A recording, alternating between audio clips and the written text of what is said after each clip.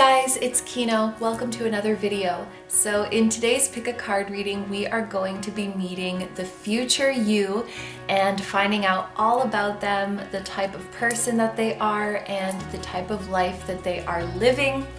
I don't really have an idea of exactly how far into the future this version of you exists in, but I am thinking of this as a point in the future where you have had enough time to go through some pretty significant changes and some significant growth. So I would imagine that this version of you exists at least a couple of years into the future. But with that being said, if there is a specific amount of time that you would like to know about. For example, you want to know what you're going to be like in 2 years or in 5 years or in 10 years. Please feel free to use this reading for that. So this is going to be a pretty detailed one. I am going to show you guys a full list of all of the stuff we're going to cover in this reading, but I think I'm going to do that after you have chosen your group. So for now, let's give you a look at your options. There are 4 readings for you guys to choose from today, and in each reading we are using a different tarot deck. And we also have crystals on top of each to help you pick. As you can see, this is what the decks look like from the back, but in just a second, I'm going to show you a card from each tarot deck so that you can also get a feel for the front artwork. And today I am going to be showing a different card for each deck. They are all major arcana. So you could be drawn to the crystal, you could be drawn to the back artwork, the front artwork, you could be drawn to the actual card that comes out, if you're familiar with the meanings of the card. So there's going to be a few different factors to help you choose your group. But with that being said, let's give you a close-up look at each of your options. Option number 1, you have this fluorite point, and you have the Witchy Cauldron Tarot, and your card is the Emperor. Number 2, you have this Selenite circle, and you have the Way of the Panda Tarot, and your card is the Magician. Number 3, you have this heart, which I think is onyx, and you have the New Moon Tarot, and your card is the World. And number 4, you have this Aqua aura point, and you have the Tarot of the Pagan Cats, and your card is the Wheel of Fortune.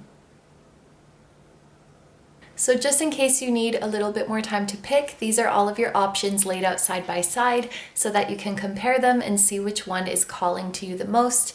As always, to take all the time you need to pick, you can pause the video if you need to. I'm going to go ahead and get started with number 1.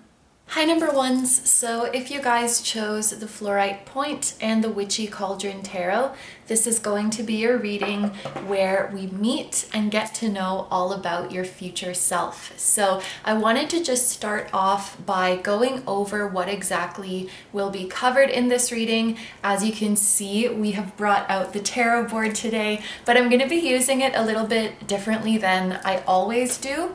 I normally just follow the spread that's in the guidebook for the tarot board, but today I thought I would switch things up a little bit and assign my own meanings to each of these spots. So each of the 10 cards that we pull out in this reading are going to represent a different aspect about your future self. So let's take a look at the list so we can see, and also so I can remember.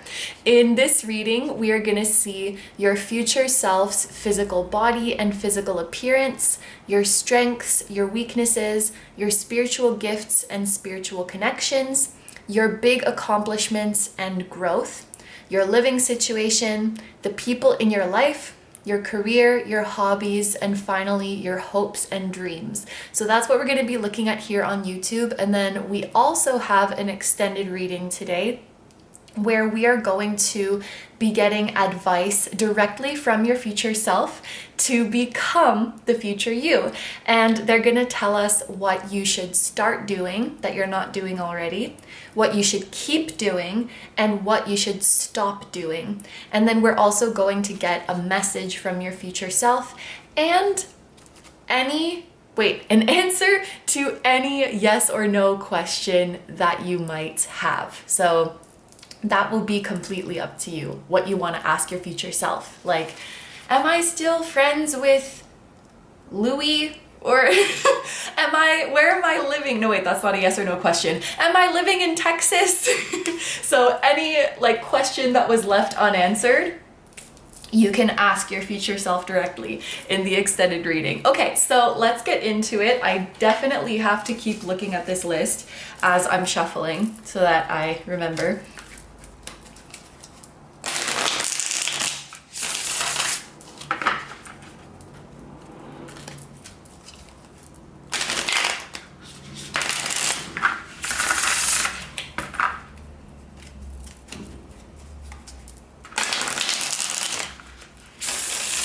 Okay, let's get started for my group number ones. The first thing that we want to see is the future group number ones, physical body and physical appearance. What is a card that represents their physical body and physical appearance? Ooh, oh my goodness, we have the Empress. Okay, and a card to represent the future group number one strengths, we have the Page of Cups. And weaknesses, we have the Wheel of Fortune. Spiritual gifts and spiritual connections, the Sun. Significant accomplishments and significant growth. Okay, we have two. We have the Eight of Wands and the Five of Pentacles.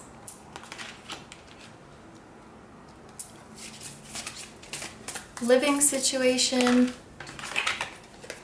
the Fool. People in your life, the Ten of Swords. Career,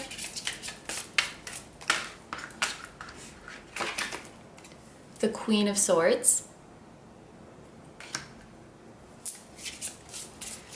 Your hobbies,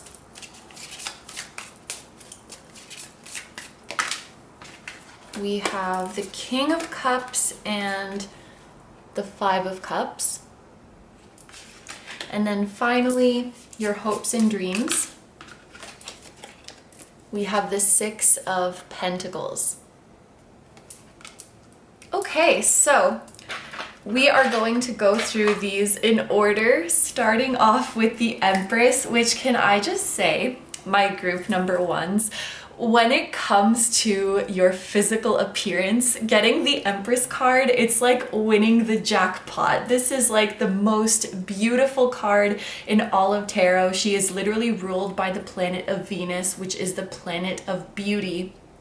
So this is telling me that the future you is drop dead gorgeous. And probably the current you is already drop dead gorgeous, but the future you has really owned their natural beauty, really embraced their natural beauty. Your future self has maybe figured out how to accentuate the natural features that make you so beautiful. You might be dressing in a different way because you're more confident. And that's another thing about the Empress. She unconditionally loves herself, and she is like the embodiment of abundance, the embodiment of love, the embodiment of beauty.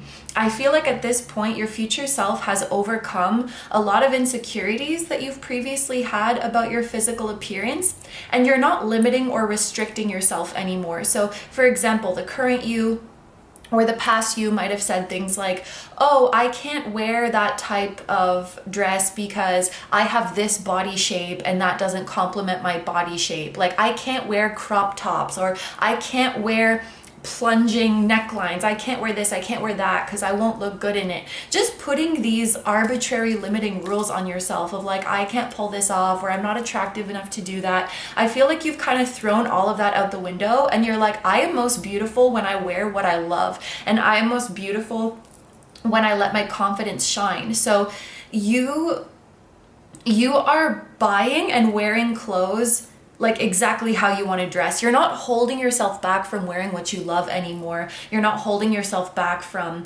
expressing yourself. This could even be like you've wanted to, and maybe this is kind of ironic because we're talking about your natural beauty, but maybe you've always wanted to dye your hair in an unconventional color, but then you're like, no, people will think I'm weird, or like, I can't pull that off. Only a certain type of person can pull that off. This is you saying, screw it. I deserve to enjoy my expression, and I look good in everything. And this is a time where you will truly know that. You will truly know that and believe that and embrace that. So nothing is holding you back. You wear whatever you want, whether that's clothes, makeup, hair, you do it. This could even be holding yourself back, like I'm a man so I can't paint my nails, or just dumb rules like that. You're not restricting yourself anymore. And the Empress has really been coming to me in recent readings as freedom and non-restriction. We are not policing ourselves anymore. We are not judging ourselves anymore. But for those of you who have an ideal appearance or an ideal body or whatever it might be, it's very likely that your future self has reached this goal. But ironically, your future self realizes that I never needed this to be confident. You know, so maybe you guys had an ideal weight, for example, and you thought, oh, once I reach this weight, then I can start being confident, then I will like how I look. And your future self is saying, we did reach that goal, but honestly, you know what? I started feeling confident way before that, and I realized I never needed that to be confident. So it's not that you won't reach your goals, but you don't tie your self-worth to any goals regarding your physical appearance. But I can also say that the future you is extremely attractive to others. And it comes mainly from your confidence. You have a beauty that really radiates from the inside out. And there's something about you that you inspire people to be their best version. And there's a specific message here that the future you does not attract jealous types or is not around jealous types, which maybe that's very relevant for some of you. If you've dealt with jealous people in the past, I feel like that kind of drama is not around you in the future. And the way people feel about you is like you inspire them, they look up to you, but they're not intimidated by you. It's like, oh, if group one can do it, I can do it too. That's the kind of inspiration that you give to other people. This is also a card that can talk about motherhood or parenthood in general.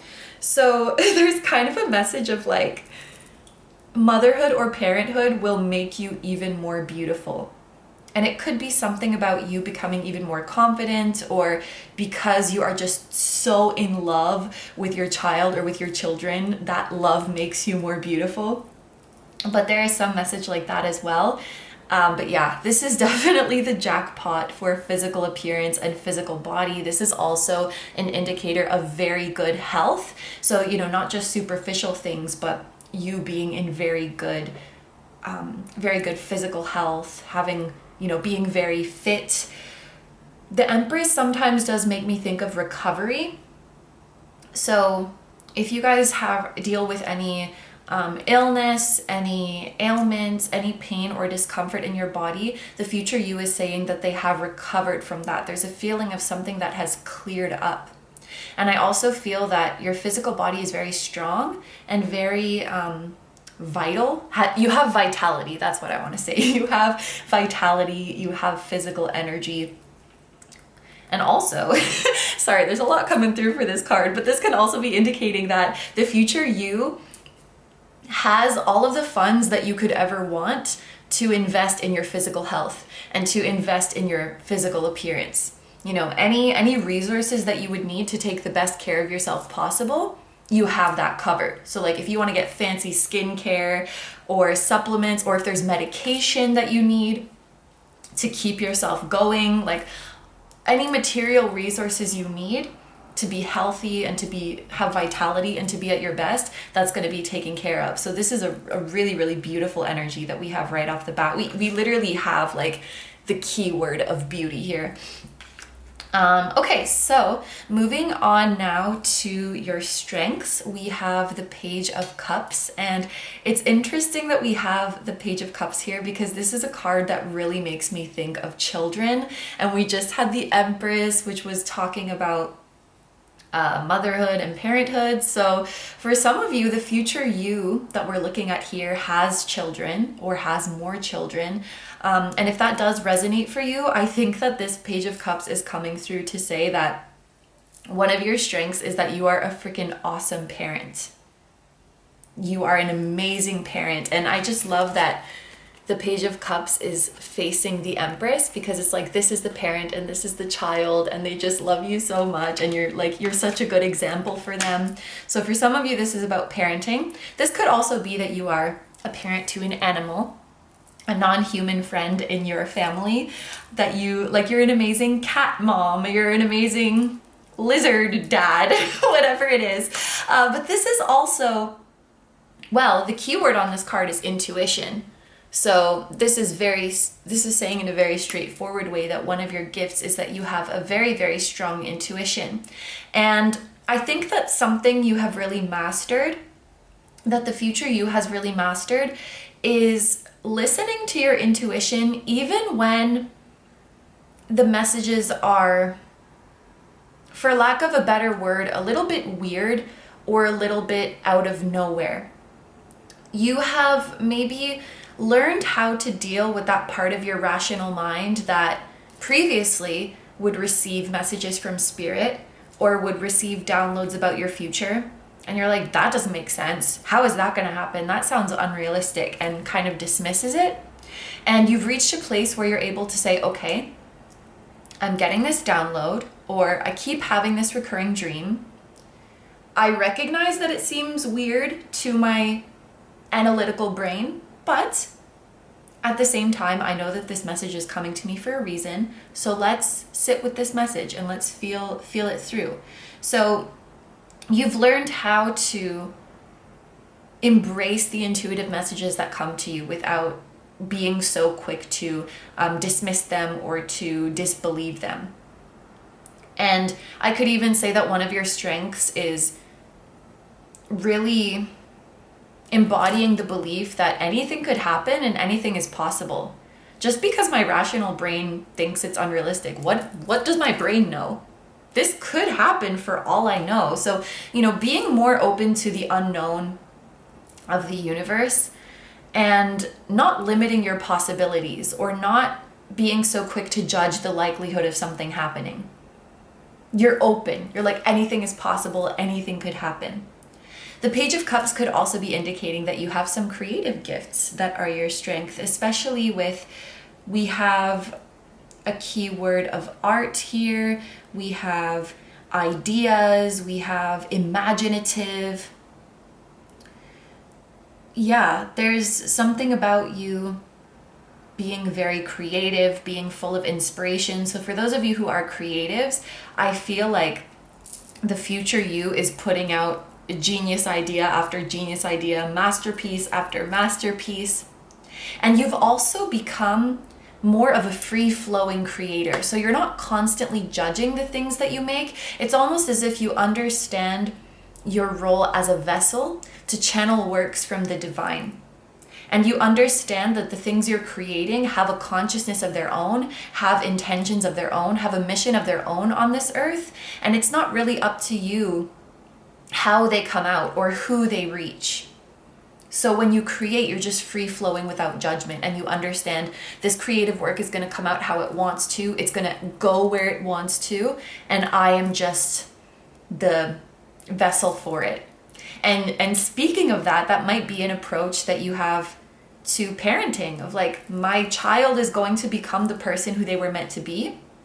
It's not my job to control that. It's my job to just gently guide them and help them become the version of themselves that they want to be. So you've become an amazing creator, is what I could really say with this Page of Cups. So interestingly, moving on to your weakness, we have the Wheel of Fortune.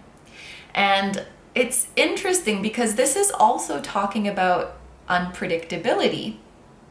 So it's kind of like you have a strength in acknowledging that anything could happen, but at the same time, sometimes that makes you worried, or sometimes that makes you anxious. So I think that something that the future you is still battling with is situations where you feel like you're not in control.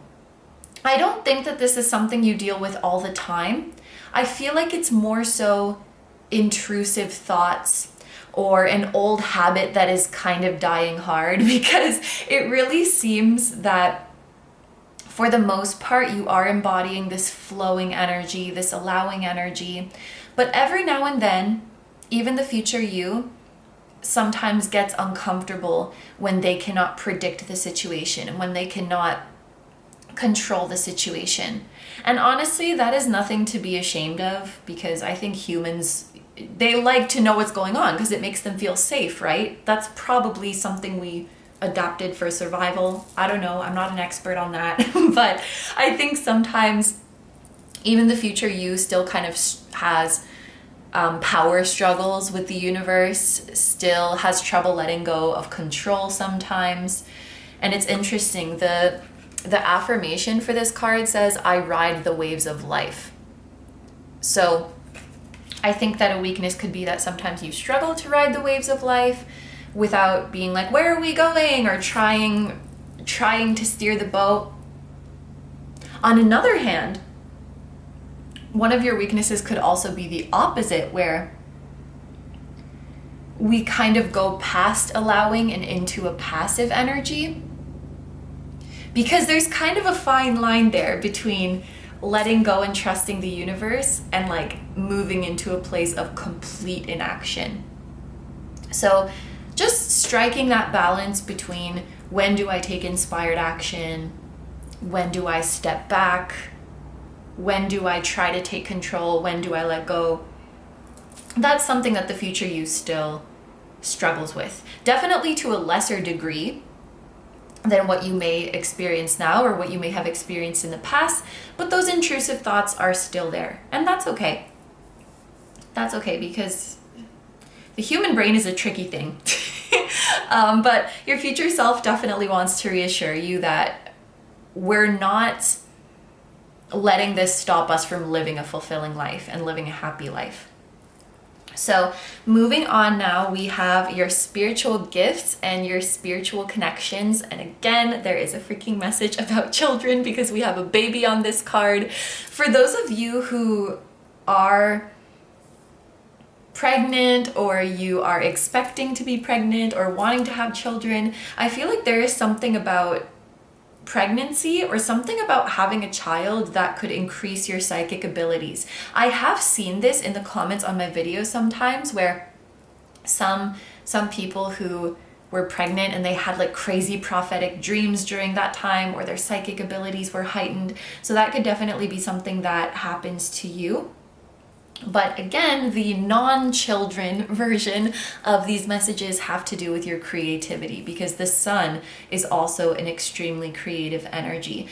I think that you guys are definitely a channel. So the art that you create, or the ideas that you share, the things that you birth into the world are channeled from higher sources, are channeled from the divine. You introduce new ideas to this world. You introduce new art to this world.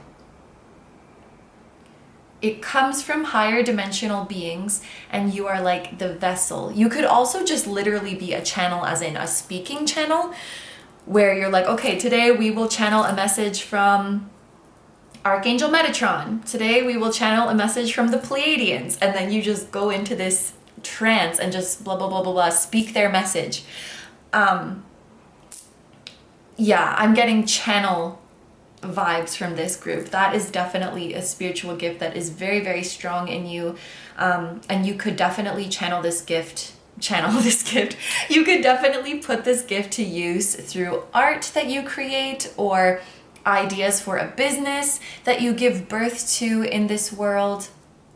And if you do have children or are planning to have children, They will likely have psychic abilities as well. And so it's awesome that they have you as a parent, because I am guessing that you will help to cultivate those gifts within them and validate those gifts within them. Let's read the affirmation for this Sun card. I shine my light.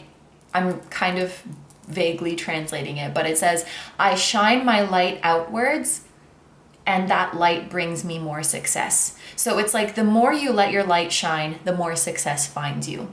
I feel like this group is meant to be in the spotlight in some way, or you will end up in a position that puts you in a spotlight in some way. So the future you is either in the spotlight, or they're finally starting to acknowledge that this is where they are meant to be. The more you put yourself in the center of attention, or the more you put your ideas out there, the more success will find you. That is what the Sun card is saying. That is what this affirmation is saying. As for your spiritual connections, oh wait. So for some of you, your child is your soulmate, or your children are your soulmates, or your companion animals are your soulmates. This can be indicating children, but can also be indicating loved ones from your childhood. So there could be childhood friends who you realize are your soul family. You could be reuniting with people from your childhood who are members of your soul family. But this can also be speaking in a more metaphorical sense, that you have soulmates whom you've been together since your souls were children, if that makes sense. So it's like your soul's childhood friend that will be in your life at this time. So moving on now to your significant accomplishments and your significant growth. We have, so this says poverty, and then this says action. And when I put these together, I feel like this is you freeing yourself from financial constraints, or freeing yourself from a lack mentality. So for some of you, a big accomplishment that your future self has gone through is perhaps getting out of debt, paying off loans, significantly increasing your income, moving out of a paycheck to paycheck lifestyle, moving out of a situation where you were struggling to make ends meet, to now having more than enough. It's like you can come out of survival mode. You can come out of the day-to-day life where you have to always think about whether you can afford something. How am I going to pay rent next month? Or how am I going to pay for my next round of medication, whatever it might be. We don't have to think about that anymore. So this is coming through to me as financial freedom. With the Eight of Wands here, this can mean a couple of things. For one, it can mean that the way that you get out of this situation has to do with an epiphany that you have. And I would bet with the previous energy that we've looked at, this epiphany has to do with something that you will create. So a business that you will create, a project that you will start, that really comes to you as an epiphany that will get you out of this rut. And it's so interesting too that we had the Page of Cup message that said one of your strengths is becoming more open to those seemingly random ideas and downloads that come your way, without saying, oh, that's so out there, oh, that's so unrealistic. You're like, let's entertain this idea, let's give it a try. And so that might have to do with an epiphany that gets you out of financial struggles. Your what's it called? Your analytical mind might say, oh my God, that's never gonna work. That idea is so out there, or, you know, that only works for some people. Only some people can get successful from that. It's like 1,000,000 chance. But your Page of Cups self is like, yeah, but let's just try it. Let's just see what happens. You might even start it for fun, honestly, with this energy. You get an epiphany to start something, and at first you're just doing it for fun, you're just doing it for a hobby, and then before you know it, It's paying your bills. It's getting you out of financial struggles. That is kind of what happened with this channel. I started it for fun with zero expectations, and then it became something to make a living. It became successful. And that was never really like my original intention. It was just kind of a nice bonus. So something like that could be happening to you guys. What was the other thing? Oh, the other interpretation of this Eight of Wands is that once the ball gets rolling for this energy, it will happen very quickly.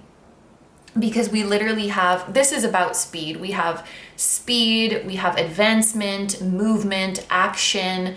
Being in a hurry is not exactly right for this energy, but like a stimulating time. So you're receiving inspiration, freedom, you're soaring, you're doing things vigorously.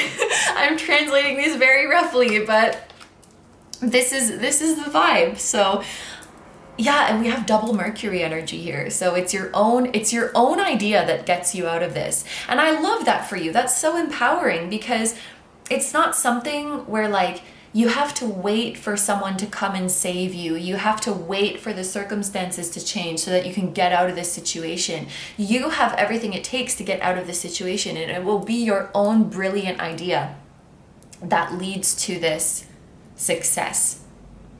So that's a big accomplishment of yours. Another way that I could interpret this, well, for one, it was you getting out of a lack mentality. So feeling truly abundant, not worrying about going without, knowing that you'll always be taken care of. And that's a very important distinction to make, because becoming materially abundant and having an abundant mindset are two very different things. And it's something that I still struggle with. Like, I've reached a point where I can say that I have a materially abundant lifestyle, but I still have a lack mentality, or I should say I still struggle with a lack mentality from time to time. Like I worry about running out of money. I worry about not having enough money, which is probably unlikely, but I still have those fears that hinder me and that stop me from living the life that I really want to live. It's one thing to be frugal, but it's another thing to be constantly worrying. And I struggle with that quite a bit. I feel like I'm better with it now, but I just wanted to be clear that, you can be financially wealthy, but you can have a very non-wealthy mindset. And I think that you guys are coming out of both. So you're getting out of material struggles, and you're also getting out of a lack mentality. And this could also be, in terms of your significant accomplishments, this could be you making a really big difference for those who are in need.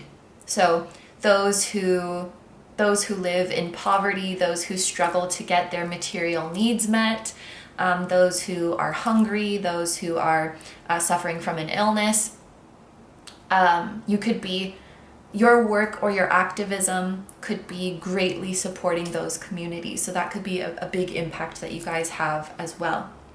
So now let's take a look at your living situation. We have the Fool, which is kind of interesting. So some of you guys might be living kind of a nomadic lifestyle, or a lifestyle that allows you to travel around.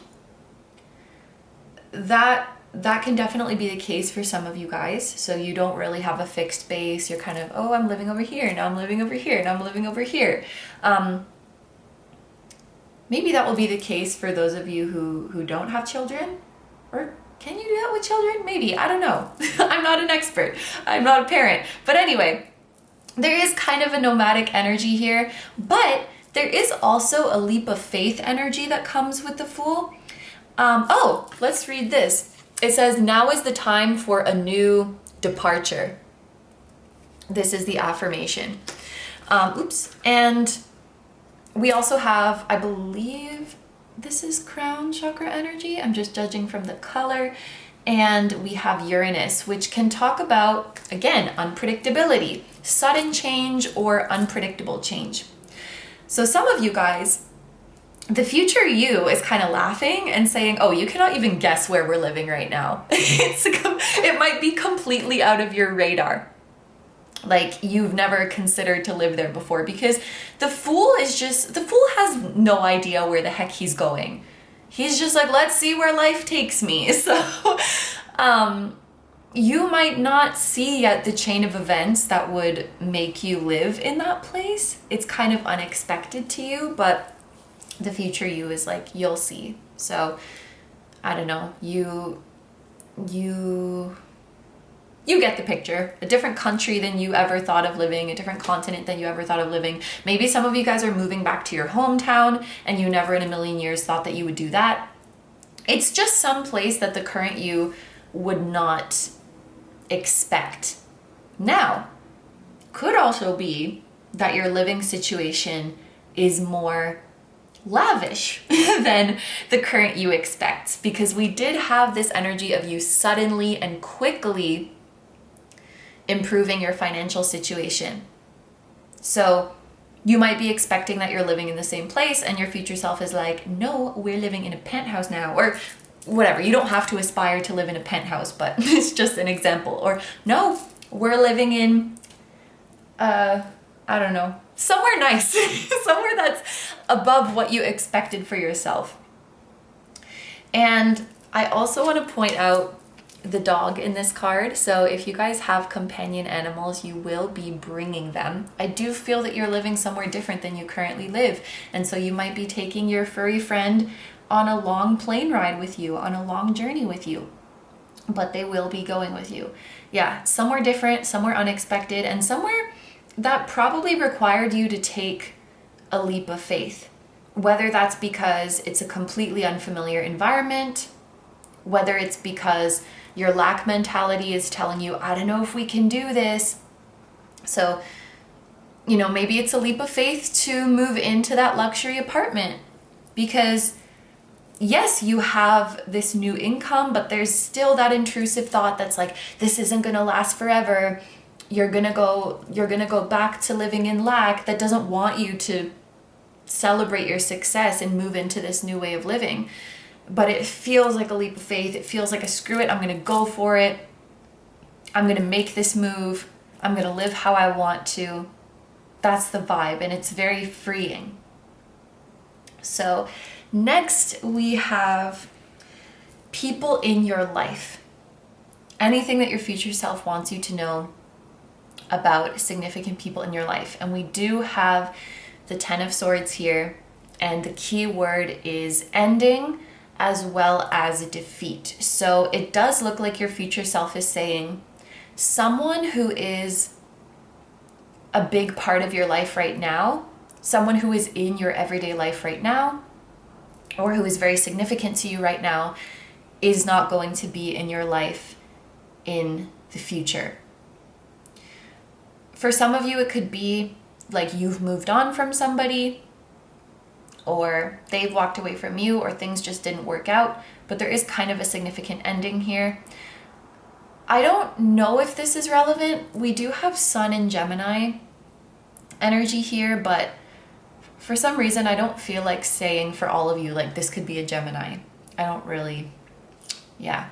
And then also we have, this is the, oh gosh, I don't know, never mind. I think it's the root chakra though, which would be earth signs. Taurus, Virgo, and Capricorn. It's red, so I'm pretty sure. And I also think that like the lower chakra has more simple symbols. I sound quite ignorant right now, my apologies. But let's look at some of the keywords on here.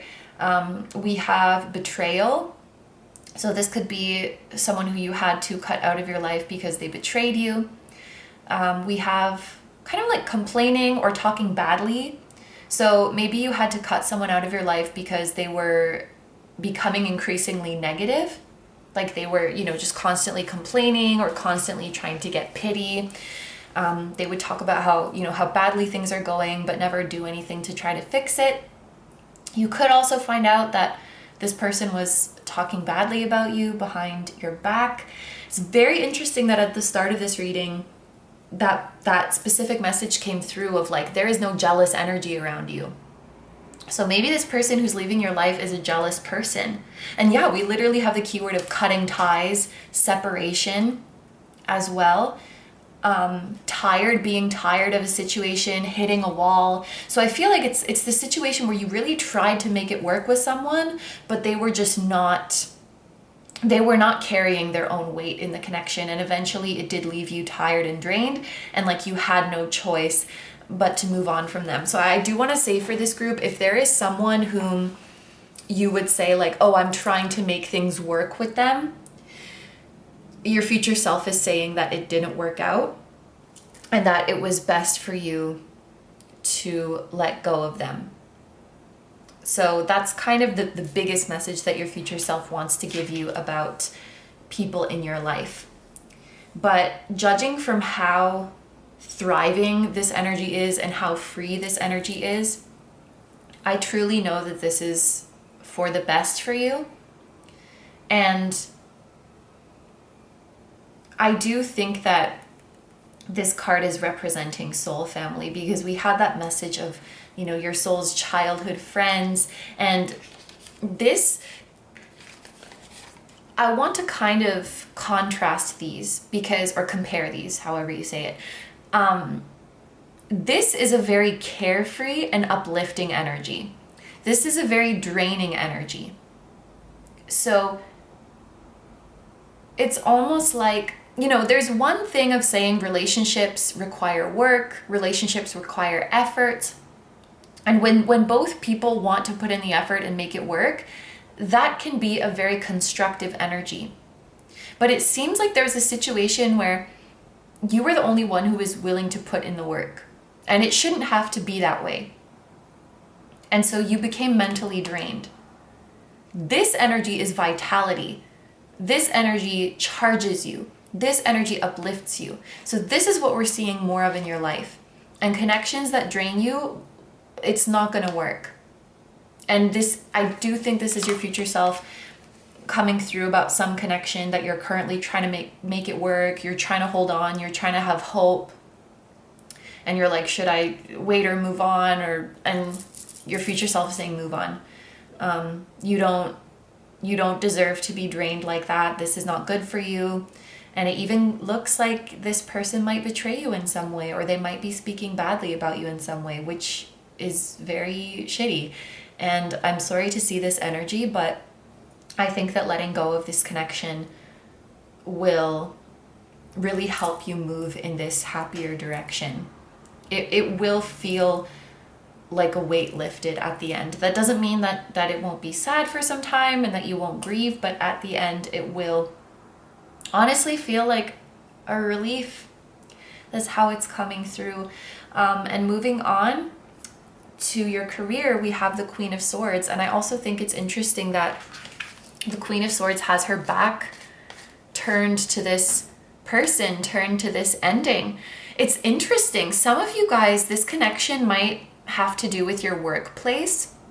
Ooh, and if this is the case, maybe this is just for a few of you, but I feel so angry when I sit with this energy.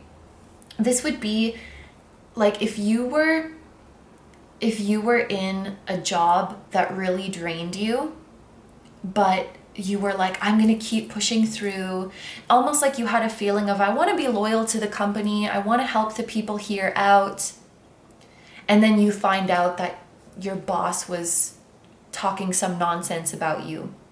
It's like, how dare you, after I have worked my tail off for you or for this company, or like, it's even coming through an example of you've been going so out of your way to like care for a parent who may be like elderly or struggling, or some family member. Maybe you've even financially supported them. It's like you've done so much for them. And then you find out that they're talking badly about you. And it's like, it's not that you ever helped them and then expected them to owe you something, but it's like, at least freaking respect me. It feels like a betrayal. It feels like a disrespect. And that's the kind of vibe that I'm getting from this. And it's something about like when you turn your back from this person, you might suddenly become a lot more motivated to pursue your professional goals.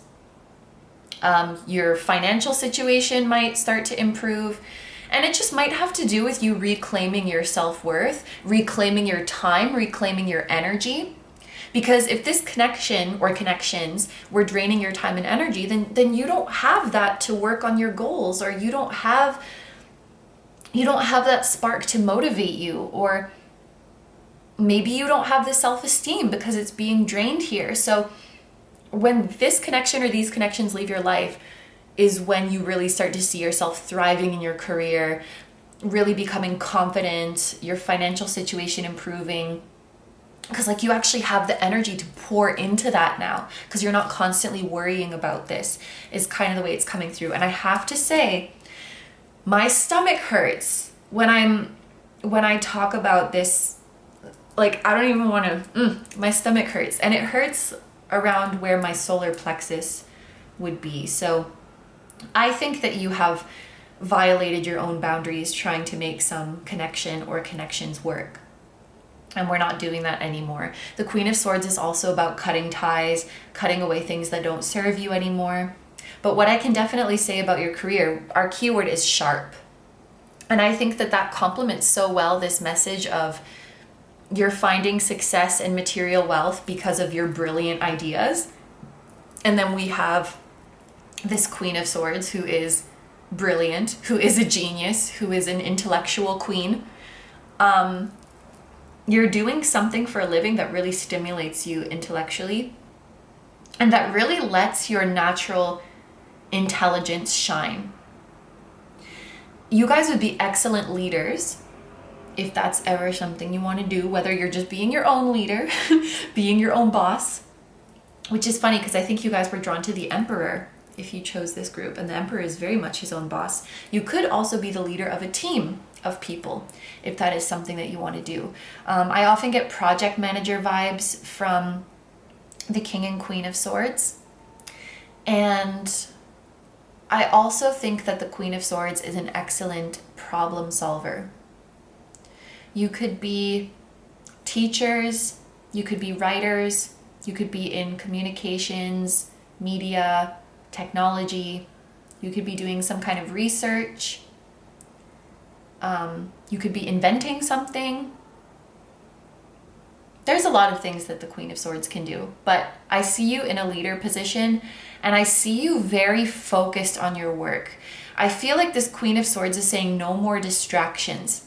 And it's not by any means that you're a workaholic, because the Queen of Swords is looking towards her hobbies. So you definitely give yourself time to relax and chill and enjoy your hobbies, but you're like, I'm not letting distractions get in the way of my work anymore. It's like you're cultivating this razor sharp focus that allows you to be very successful, that allows you to be very productive. I'm almost seeing you as like, you know, those like motivational morning routine videos, and they can be kind of cringe sometimes, no offense to anyone who's made that kind of video.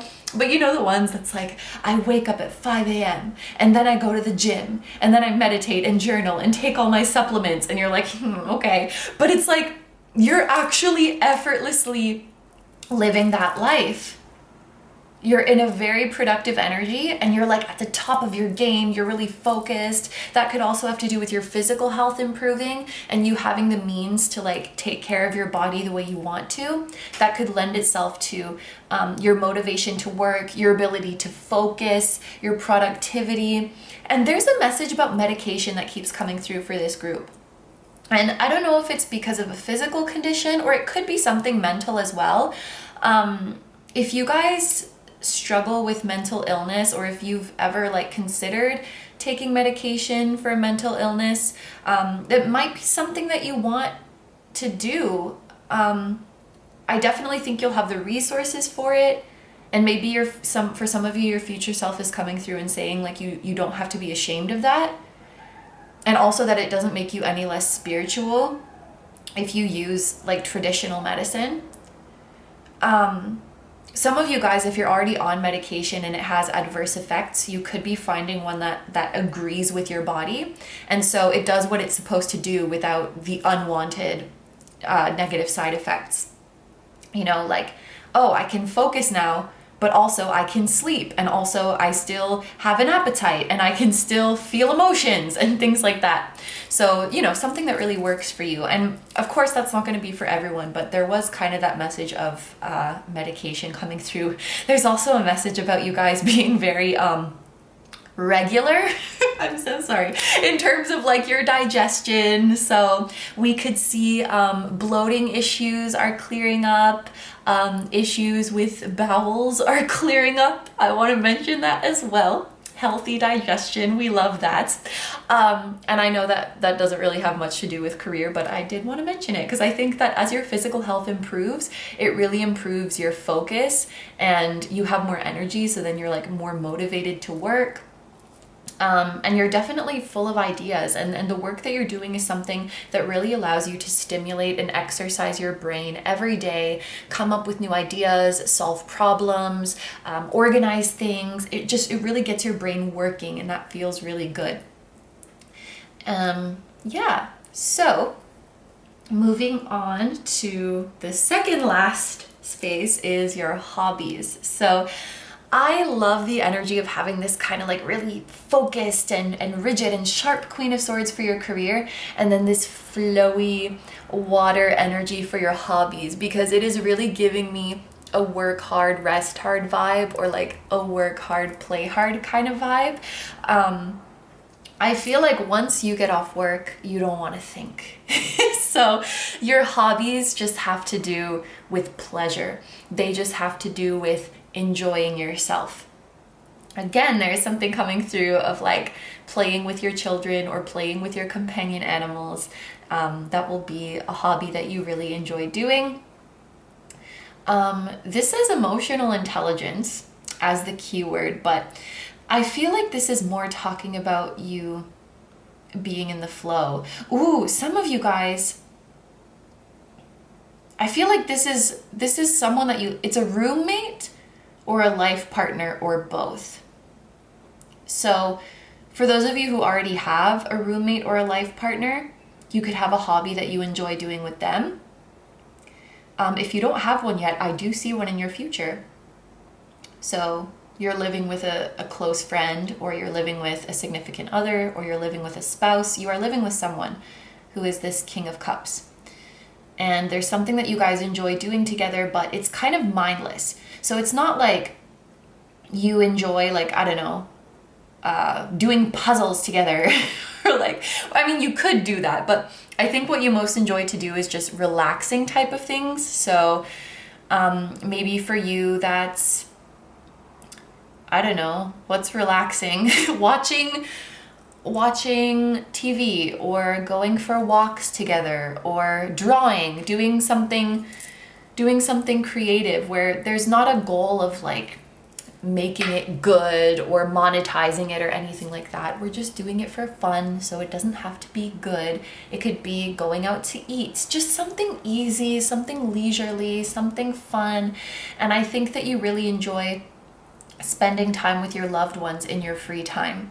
You could also have hobbies that are spiritual in nature. So I'm assuming you have spiritual hobbies now because you're watching a tarot video. So this could be your future self saying like, yes, we are keeping that up.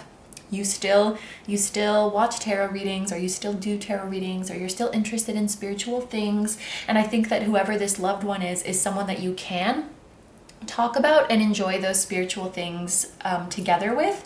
And so maybe this keyword of emotional intelligence is saying that as you continue along this spiritual journey and keep your spiritual hobbies, it's going to increase your emotional intelligence a great deal, and it's going to positively affect your relationships, especially with this person whom you live with. You could also enjoy taking care of plants as a hobby, or gardening, or doing something homey.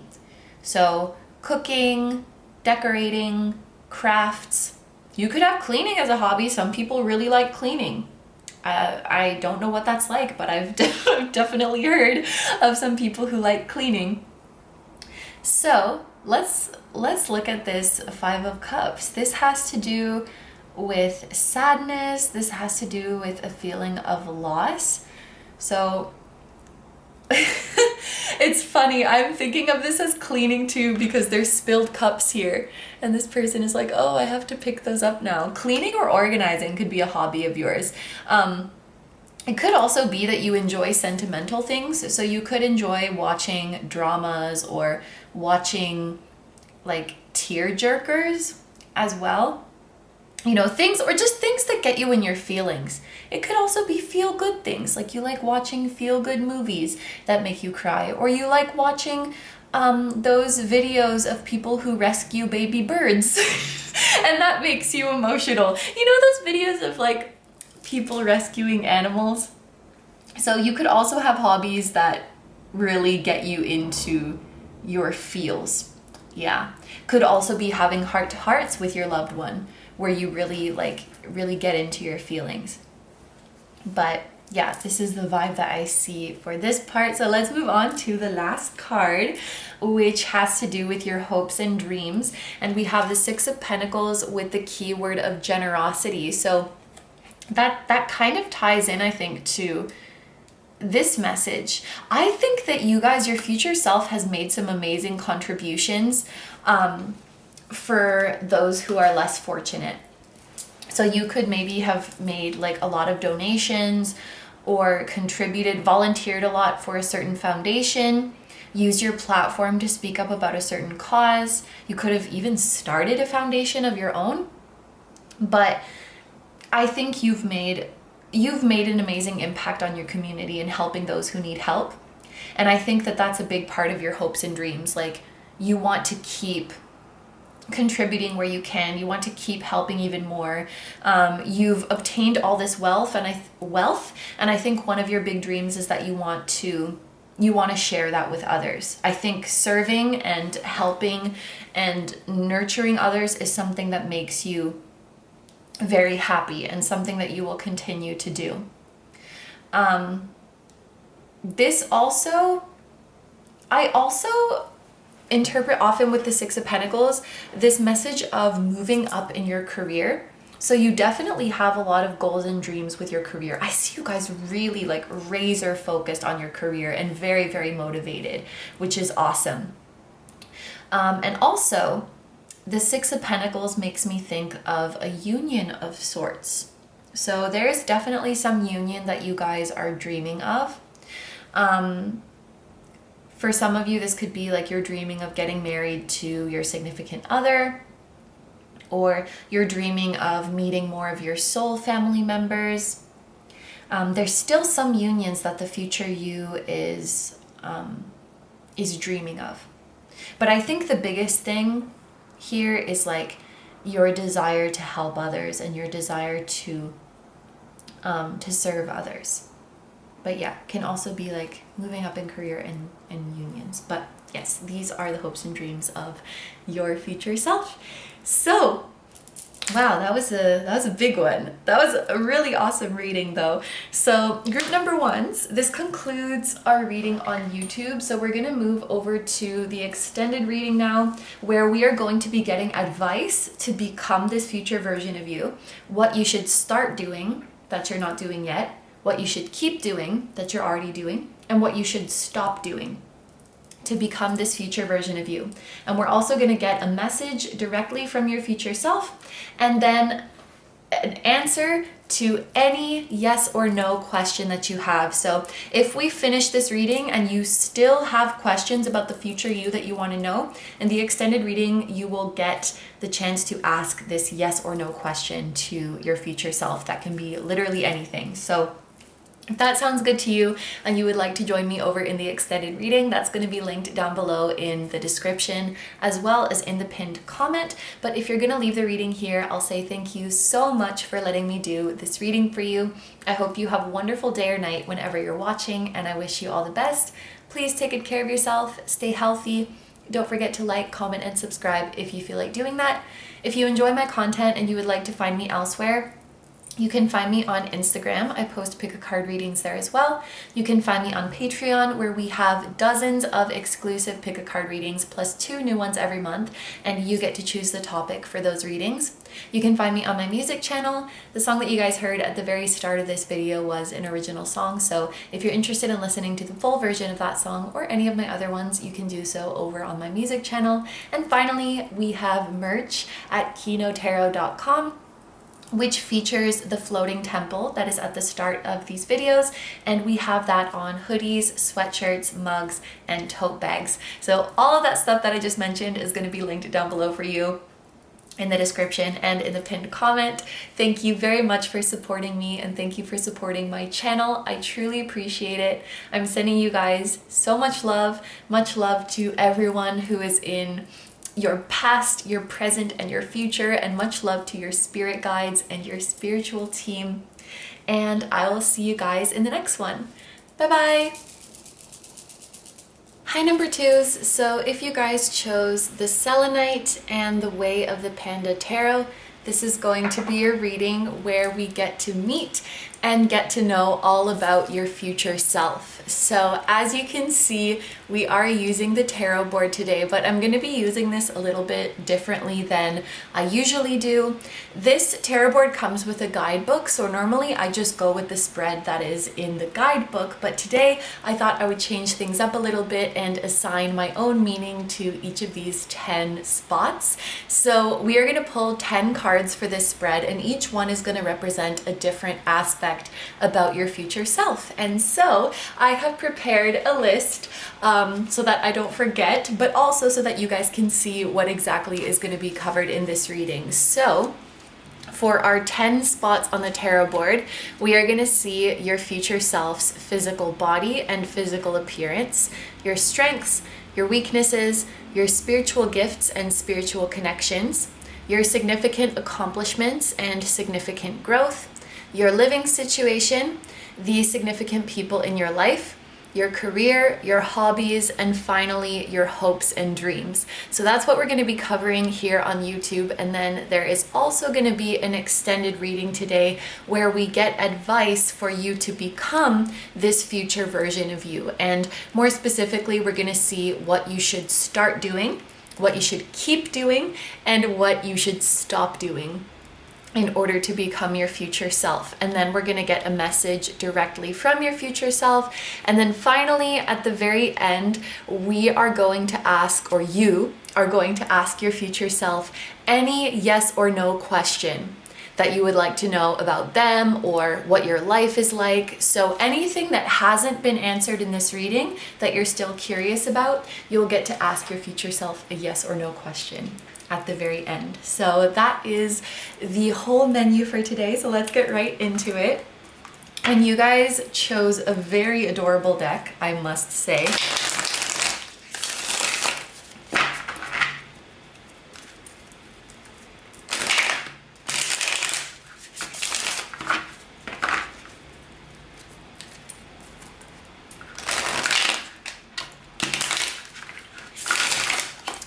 Okay, my group number 2s, the first thing that we're going to see is the physical body and the physical appearance of your future self.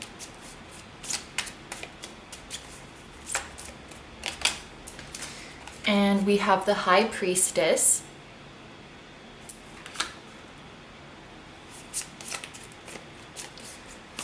Your strengths.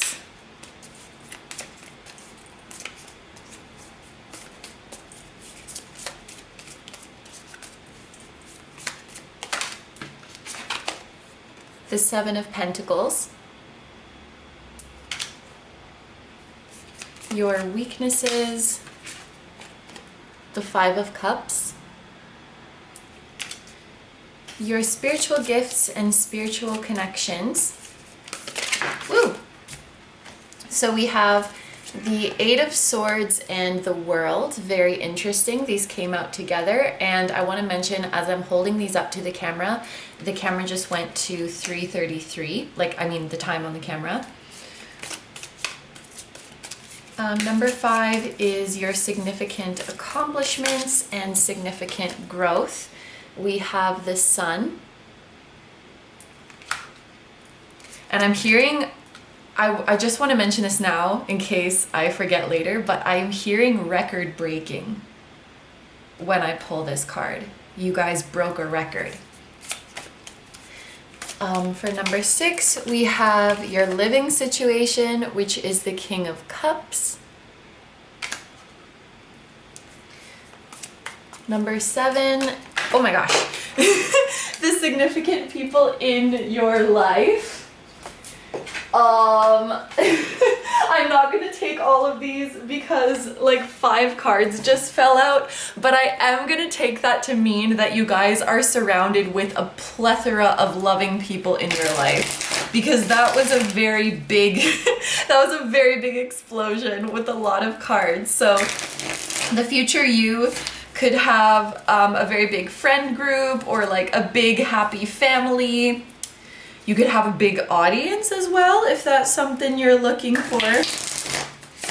But yeah, let's get let's get 1 or maybe 2 cards for the significant people in your life. That explosion could also be an indication that that's just a topic that your future self is really excited to talk to you about today. Because usually for me, like if I'm shuffling and cards come out quickly, or if they come out vigorously or in copious amounts, it does denote a sort of excitement to me. And you even got 2 cards for the section that includes your spiritual connection. So it does look like your future self is quite excited to talk to you about relationships today. Okay, whew, we have, oh my gosh, yeah, the 4 of Wands, which is a card of divine unions. Okay, not surprised. A card to represent your career.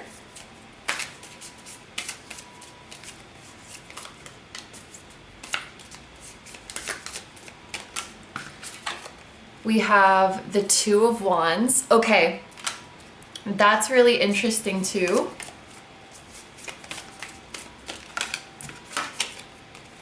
For your hobbies, we have the 2 of Pentacles. And finally, for your hopes and dreams, we have the Hermit. Okay, so yeah, I have to mention something about this 2 of Wands as well. Normally I would go through these one by one in order, but messages are kind of coming up spontaneously and I want to say them before I forget. So something that's interesting about the 2 of Wands is that the camera timer was at 5:54 when I pulled out this card. Now normally if I had looked up and seen 5:55, I would be like, oh my god, that means there's a huge change coming in your career.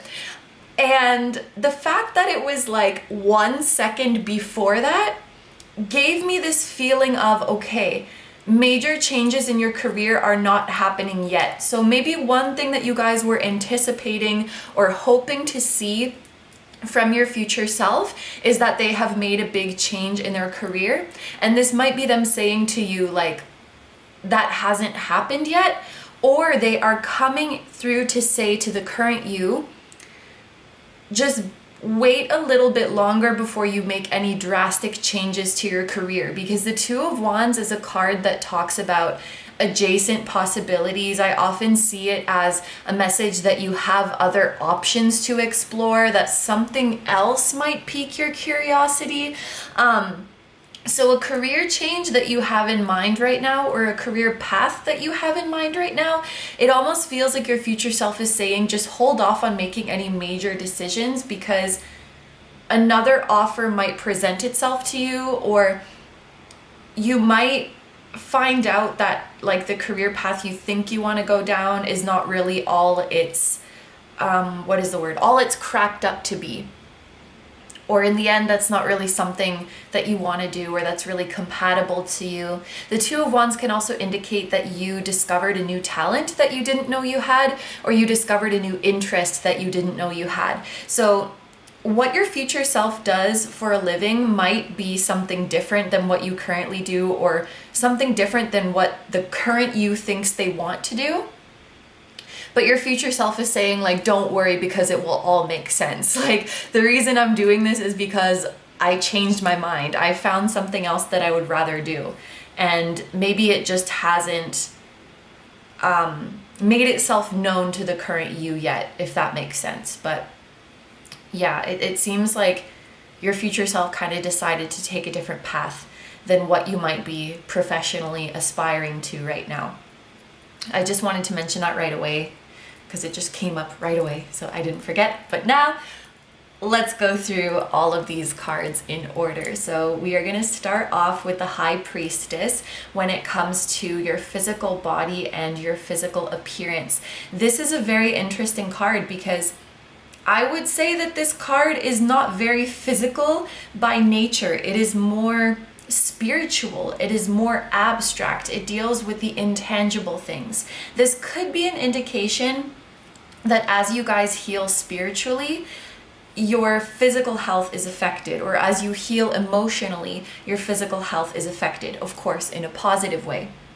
The future you might realize that many health issues, many discomforts that you were going through physically had a deeper emotional or spiritual issue. Because when you cleared away the thing that was stressing you, or when you cleared away the thing that was hurting you, your physical symptoms cleared too.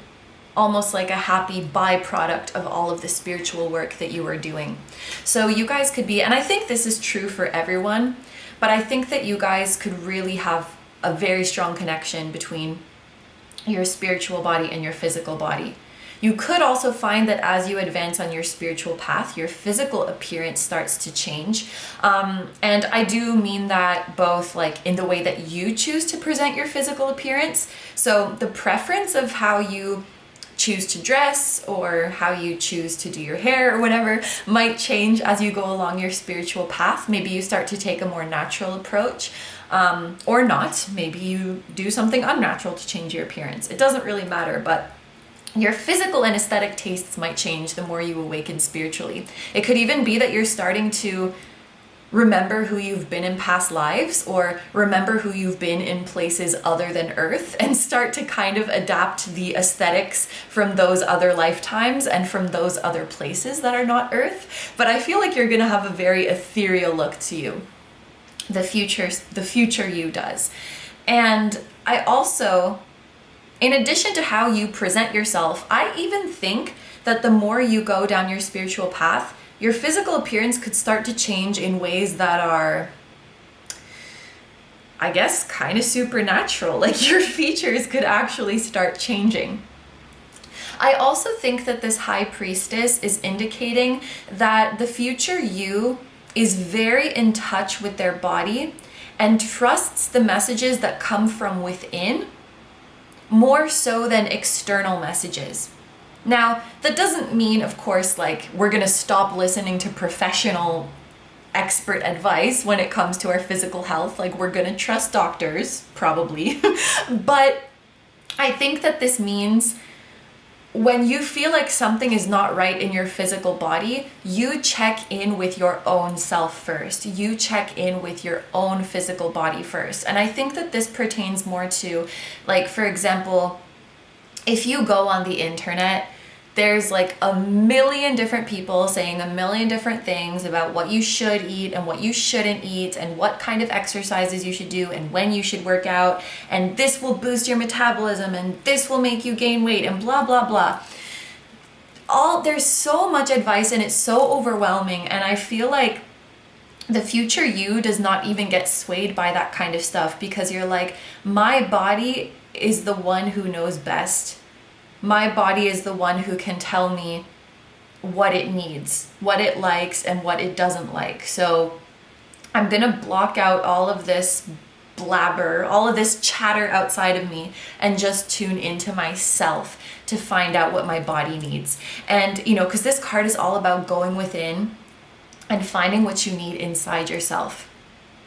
I also think that you are deriving your confidence from inside yourself. So this is a very beautiful card for you guys to get here. So moving on to your strengths, we have the Seven of Pentacles.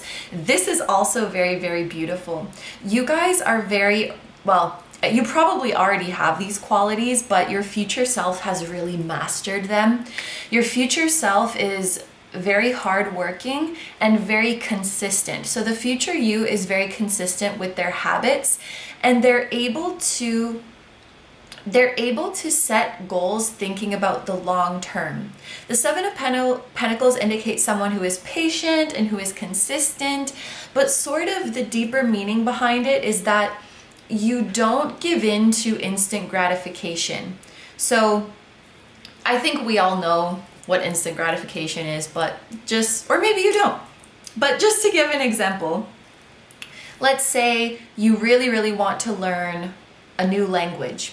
And when you get home, it's very easy, right? To just be like, oh, I'm just gonna watch Netflix. I'm just gonna relax. That feels good in the moment. So that's giving you instant gratification.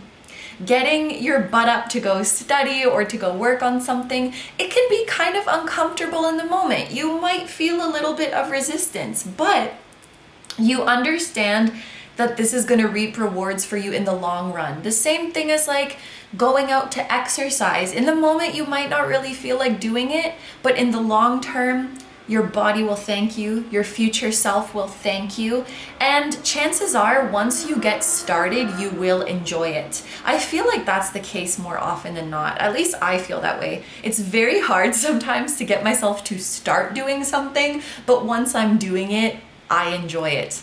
Running, for example. Sometimes I'm like, oh, I don't want to go. But then once I'm doing it, I'm like, oh yeah, this is really fun. So anyway, all of that to say, the future you is very good at thinking about the long term, you know? I might not see results from exercising one time, but it's still important that I show up and exercise this one time and then do it again tomorrow or do it again next week, whatever your schedule is, and recognizing that these little things will add up over time. And the future you is very good at not stressing if they don't see immediate results and not losing motivation if they don't see immediate results, because they understand these little things are going to compound. And so the future you gets a lot done. The future you is very productive. The future you has a lot of results to show for their hard work. I did feel like using language learning and exercise as examples, so those things could be relevant to you guys. The future you might be fluent in a new language and might be very like physically fit or have achieved a significant fitness goal or exercise goal. But yeah, this is really just about consistency and, you know, keeping your head down and also having the discipline to remain consistent, even if you don't always feel like doing things. And showing up is just the most important thing. You don't have to be at 100% every time. You don't have to do your best work every time. Even if you show up and don't do very good work, the important thing is that you showed up. And the important thing is that you're consistent. And I think your future self really understands that. So moving on to your weaknesses, we have the Five of Cups. And I think that this group is quite sensitive and is quite sentimental. And I don't want to say that that in itself is your weakness, because those are beautiful traits to have, to be a sensitive person, to be a sentimental person, to be someone who feels deeply. But what I think with the Five of Cups here is that sometimes you might have a hard time letting go of things that don't serve you anymore, because the Five of Cups is a card that has to do with loss. But ultimately, the thing we lost is not something that we need anymore, because what we need is right here intact. And just these pandas holding on to each other, it gives me the feeling of like holding on tightly to something that we don't need anymore because it might have a sentimental value. And I am kind of more so thinking of this as like material possessions. I'm kind of guilty of this myself. But it might be hard for you to declutter or to part with objects that honestly you don't really need anymore, but you're like, oh, but it reminds me of that one time, or I might need this in the future. It's like hard to say goodbye, if that makes sense. It could also have to do with relationships, like it's hard to let go of a connection that's not serving you anymore because you have like attachments. It feels like you just might struggle with emotional attachment to things that don't serve you. And right when I said that, a car beeped outside. I don't know if you heard it, but I think that that's a confirmation. And also, this is Scorpio energy, the 5 of Cups. And Scorpio, a lot of Scorpio energy is about release. It is the zodiac sign that relates to the death card in tarot. So yeah, it feels like it's hard to let go. For some of you, this could be like, you know, you keep thinking about your ex, or you just keep thinking about your past, if I translate it more broadly. So yeah, I think that that's a weakness that your future self is still dealing with. And like, I don't know, change is hard because the number 5 is about change as well. Change and releasing.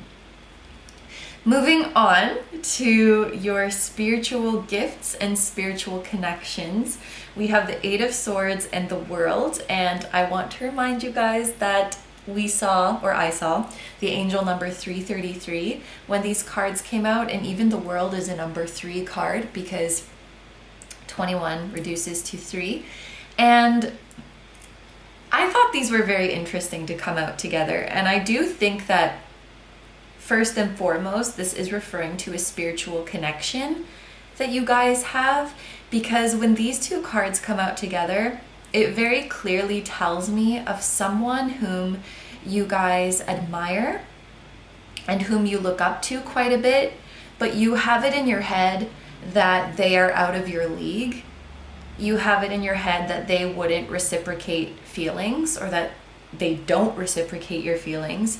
For some of you, it could be someone whom you already know, but I think at the very least, the current you knows of them.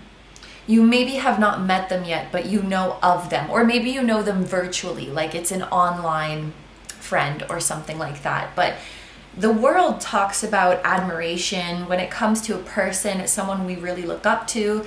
This could be someone who's quite successful, quite accomplished. They've experienced a lot. They could have a really cool job. I just saw 2121, by the way. There's a lot of like 3 energy. Like they've seen the world a lot, or they've accomplished a lot in their career. It seems like they're a very worldly, cultured, and popular kind of person. And the 8 of Swords indicates our thoughts are holding us back, or our thoughts are blocking us from experiencing this world energy. It can indicate a lack of confidence, a lack of action, feeling like we're not good enough for something. So with these two cards together, I'm getting the feeling of someone you admire a lot, but you're like, oh, they would never be interested in me, or they're not interested in me, they're out of my league, I'm probably not their type, whether it's romantic or not. And your future self is saying, surprise, like this is actually someone that you have a deep spiritual connection with. This is actually a member of your soul family. Little did you know, or maybe you do know, but your mind is always trying to like talk you out of it and convince you otherwise. But yeah, this is what I see here in terms of your spiritual connections. In terms of your spiritual growth, spiritual gifts, I also think with this 8 of Swords here, you guys tend to doubt, or your future self is saying that the current you tends to doubt your spiritual gifts. With the future you appearing as the High Priestess, I definitely think that the future you knows they are psychic and really owns it. Oh, that's my tea. I could see it in the frame and it was bothering me. Okay. The future you definitely is aware of your psychic abilities and really embraces them and feels very empowered by them. And I think the future you has really come to a place where they don't doubt their spiritual or psychic abilities, but I think the current you does, and I think that's what your future self wants to tell you with this. Like, you need to stop doubting your gifts. Trust me. Trust me, you need to stop doubting your gifts. They're a lot stronger than you think. And I think one thing that has made your future self very confident is that they were able to detach from the ego's need to be right. you know? So, for example, if you're doing a tarot reading, if you're constantly worried about what if this is wrong, what if this is wrong, you're not going to be able to connect because you're in a worried energy, you're in an overly analytical energy. The future you is able to just flow. Like, they don't care about their ego proving that they're right or wrong. They just care about perceiving the things that they feel. If I feel it, it's real. If I feel it, there's something here. And your future self honors that. Your future self knows that to be true. So really believes in and does not doubt their psychic abilities. I think that you guys could have a very strong gift of sending people telepathic messages. You're very good at doing something remotely with the world here. So you might send people telepathic messages, obviously remotely, or you might be able to heal others remotely.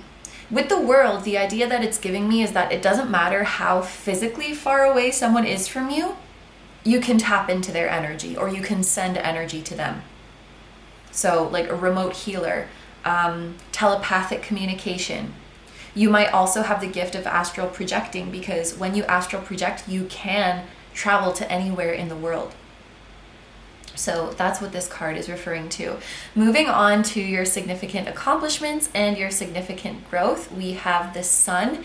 And I think that your future self is saying to you with this card that we're really still just getting started.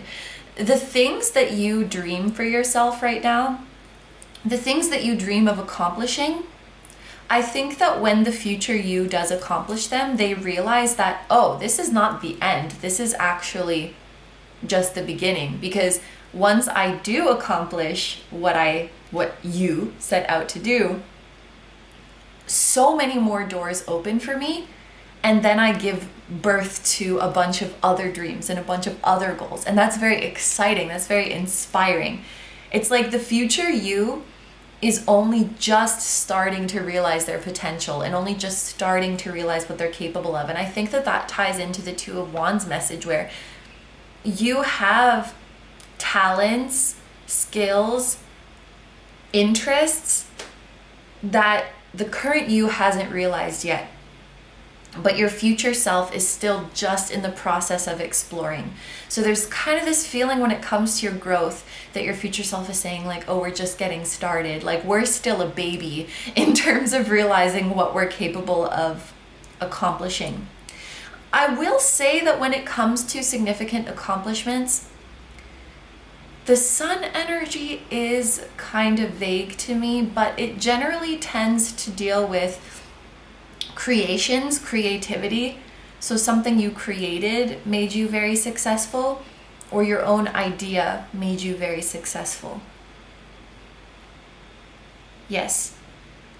I also think that your future self is saying, if any of you guys had goals that you wanted to accomplish, like by the time you hit a certain age, you will be able to do that. So I don't know, if you were like, I want to visit every continent before I turn 40 or something, then you will be able to do that. Or if you're like, I want to be a millionaire by the time I'm 40, whatever it is, if you have something that's related to age, you will be able to do it by that age. And I think that you just have a lot more openness. It kind of seems like, well, let me be clear. When you set your mind on a specific goal, you are very, very capable of achieving that goal because you have this disciplined and consistent Seven of Pentacles energy. But ironically, I kind of feel like your future self is not so hyper-focused on any one specific goal anymore. They are in a very open energy where they just want to go where their passion takes them. The Sun does give a feeling of following your joy, following your pleasure, following your passion, following what feels good. And so rather than getting tunnel vision on one specific outcome that you want to achieve, it seems like your future self is in a phase of their life where they're just more open to trying out new hobbies, to trying out new forms of self-expression and just seeing what they like. And then, oh, if I like this, I'll keep doing it and just see where it takes me. So it's more open. I guess it's more spontaneous. It's more adventurous. But like, make no mistake, if you do fixate on one goal, you can definitely make it happen. So maybe the future you's in the process of reevaluating goals, reevaluating what it is that they really want to do. And that makes sense, right? Because we have a specific goal, then we achieve it, and then we're like, okay, now what? And then the possibilities are endless. And what I think is so beautiful about your future self's energy is that a lot of the time, this message kind of comes through in a negative light. You know, like, oh, when you achieve a goal, it's only going to make you happy for so long, and then you're going to be like, oh, now what? And then you're going to have another goal that you need to achieve, and it never ends, so you might as well just, like, stop caring. Like, that message does tend to come through like that sometimes, but I think to the future you, the idea that once you achieve a goal, it's only still the beginning, it makes them excited. The idea that it never ends makes them excited. This is giving me Sagittarius vibes. Even though this is a Leo card, I feel like that's very Sag behavior, you know? Like, we're just gonna keep going up and up and up and keep achieving more and more and more. And there's endless possibilities. So I think that the future you has achieved everything that you've set out to achieve, and now is like, what's next? What can I do next? And that's very exciting to them. It's not like depressing, you know, like, oh, it's not like, oh, now what? It's like, ooh, I wonder what I'm gonna do next. I can do whatever I want. That's kind of the feeling. So now we are gonna move on to your living situation. And this is very interesting because group number 1 also got a message about living with a King of Cups. So I don't know if you guys were drawn to group number 1, or maybe you came from group number 1, but it's interesting that like both groups have this message of living with a King of Cups. I want to mention that this blue butterfly is very huge, and so butterflies could be a significant spirit animal for you guys, especially if they are blue.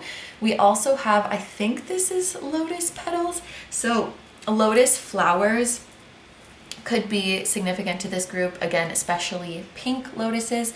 But it seems like you will be living with someone. The future you is living with someone whom you get along quite easily with, very peacefully, very harmoniously.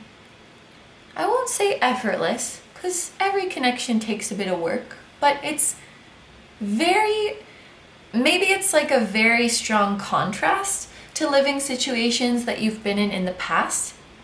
It's like you just kind of flow together. So the living environment is very easy. For example, maybe you both have a similar bedtime, or you're both quiet, or you both like the thermostat at the same temperature, or you both like to fold your towels in the same way. It's like you just coexist. That's the word. You coexist together in a way that feels very natural. I think that for many of you, this could be a spouse or a significant other. If you already have a spouse, then this is indicating that you're living with them very harmoniously in the future, and hopefully now, I hope so. If you have a significant other and you don't live with them yet, this could be an indication of moving in with them. Your future self is living happily with them. But of course, even if you don't have someone in your life like that, your future self is indicating that you do now, and you're likely living together. It could also be a close friend that you live with, but I think for most of you, it's like a romantic partner, a significant other that you have. And when you live together, it just feels very harmonious. You could also have an animal in your home. Even though these are both animals, I'm thinking of this as like representing the human, and then this butterfly represents an animal. It could be a flying animal like a parrot or a budgie, cockatiel, a bird. And also we have the lotus, so I think that you'll have plants in your house as well. It seems like your home is very peaceful. It's very cozy. And I'm also hearing that you're a very good host. So when you have people over to your home, you make them feel very comfortable and welcome and looked after, but you're kind of selective about whom you let into your home. And I wonder if this has to do with your heightened spiritual abilities. It could just be that you have stronger boundaries and you're like, this is my sacred space and I won't just let anyone into my sacred space. But I'm kind of getting the feeling that it also has to do with your heightened psychic abilities.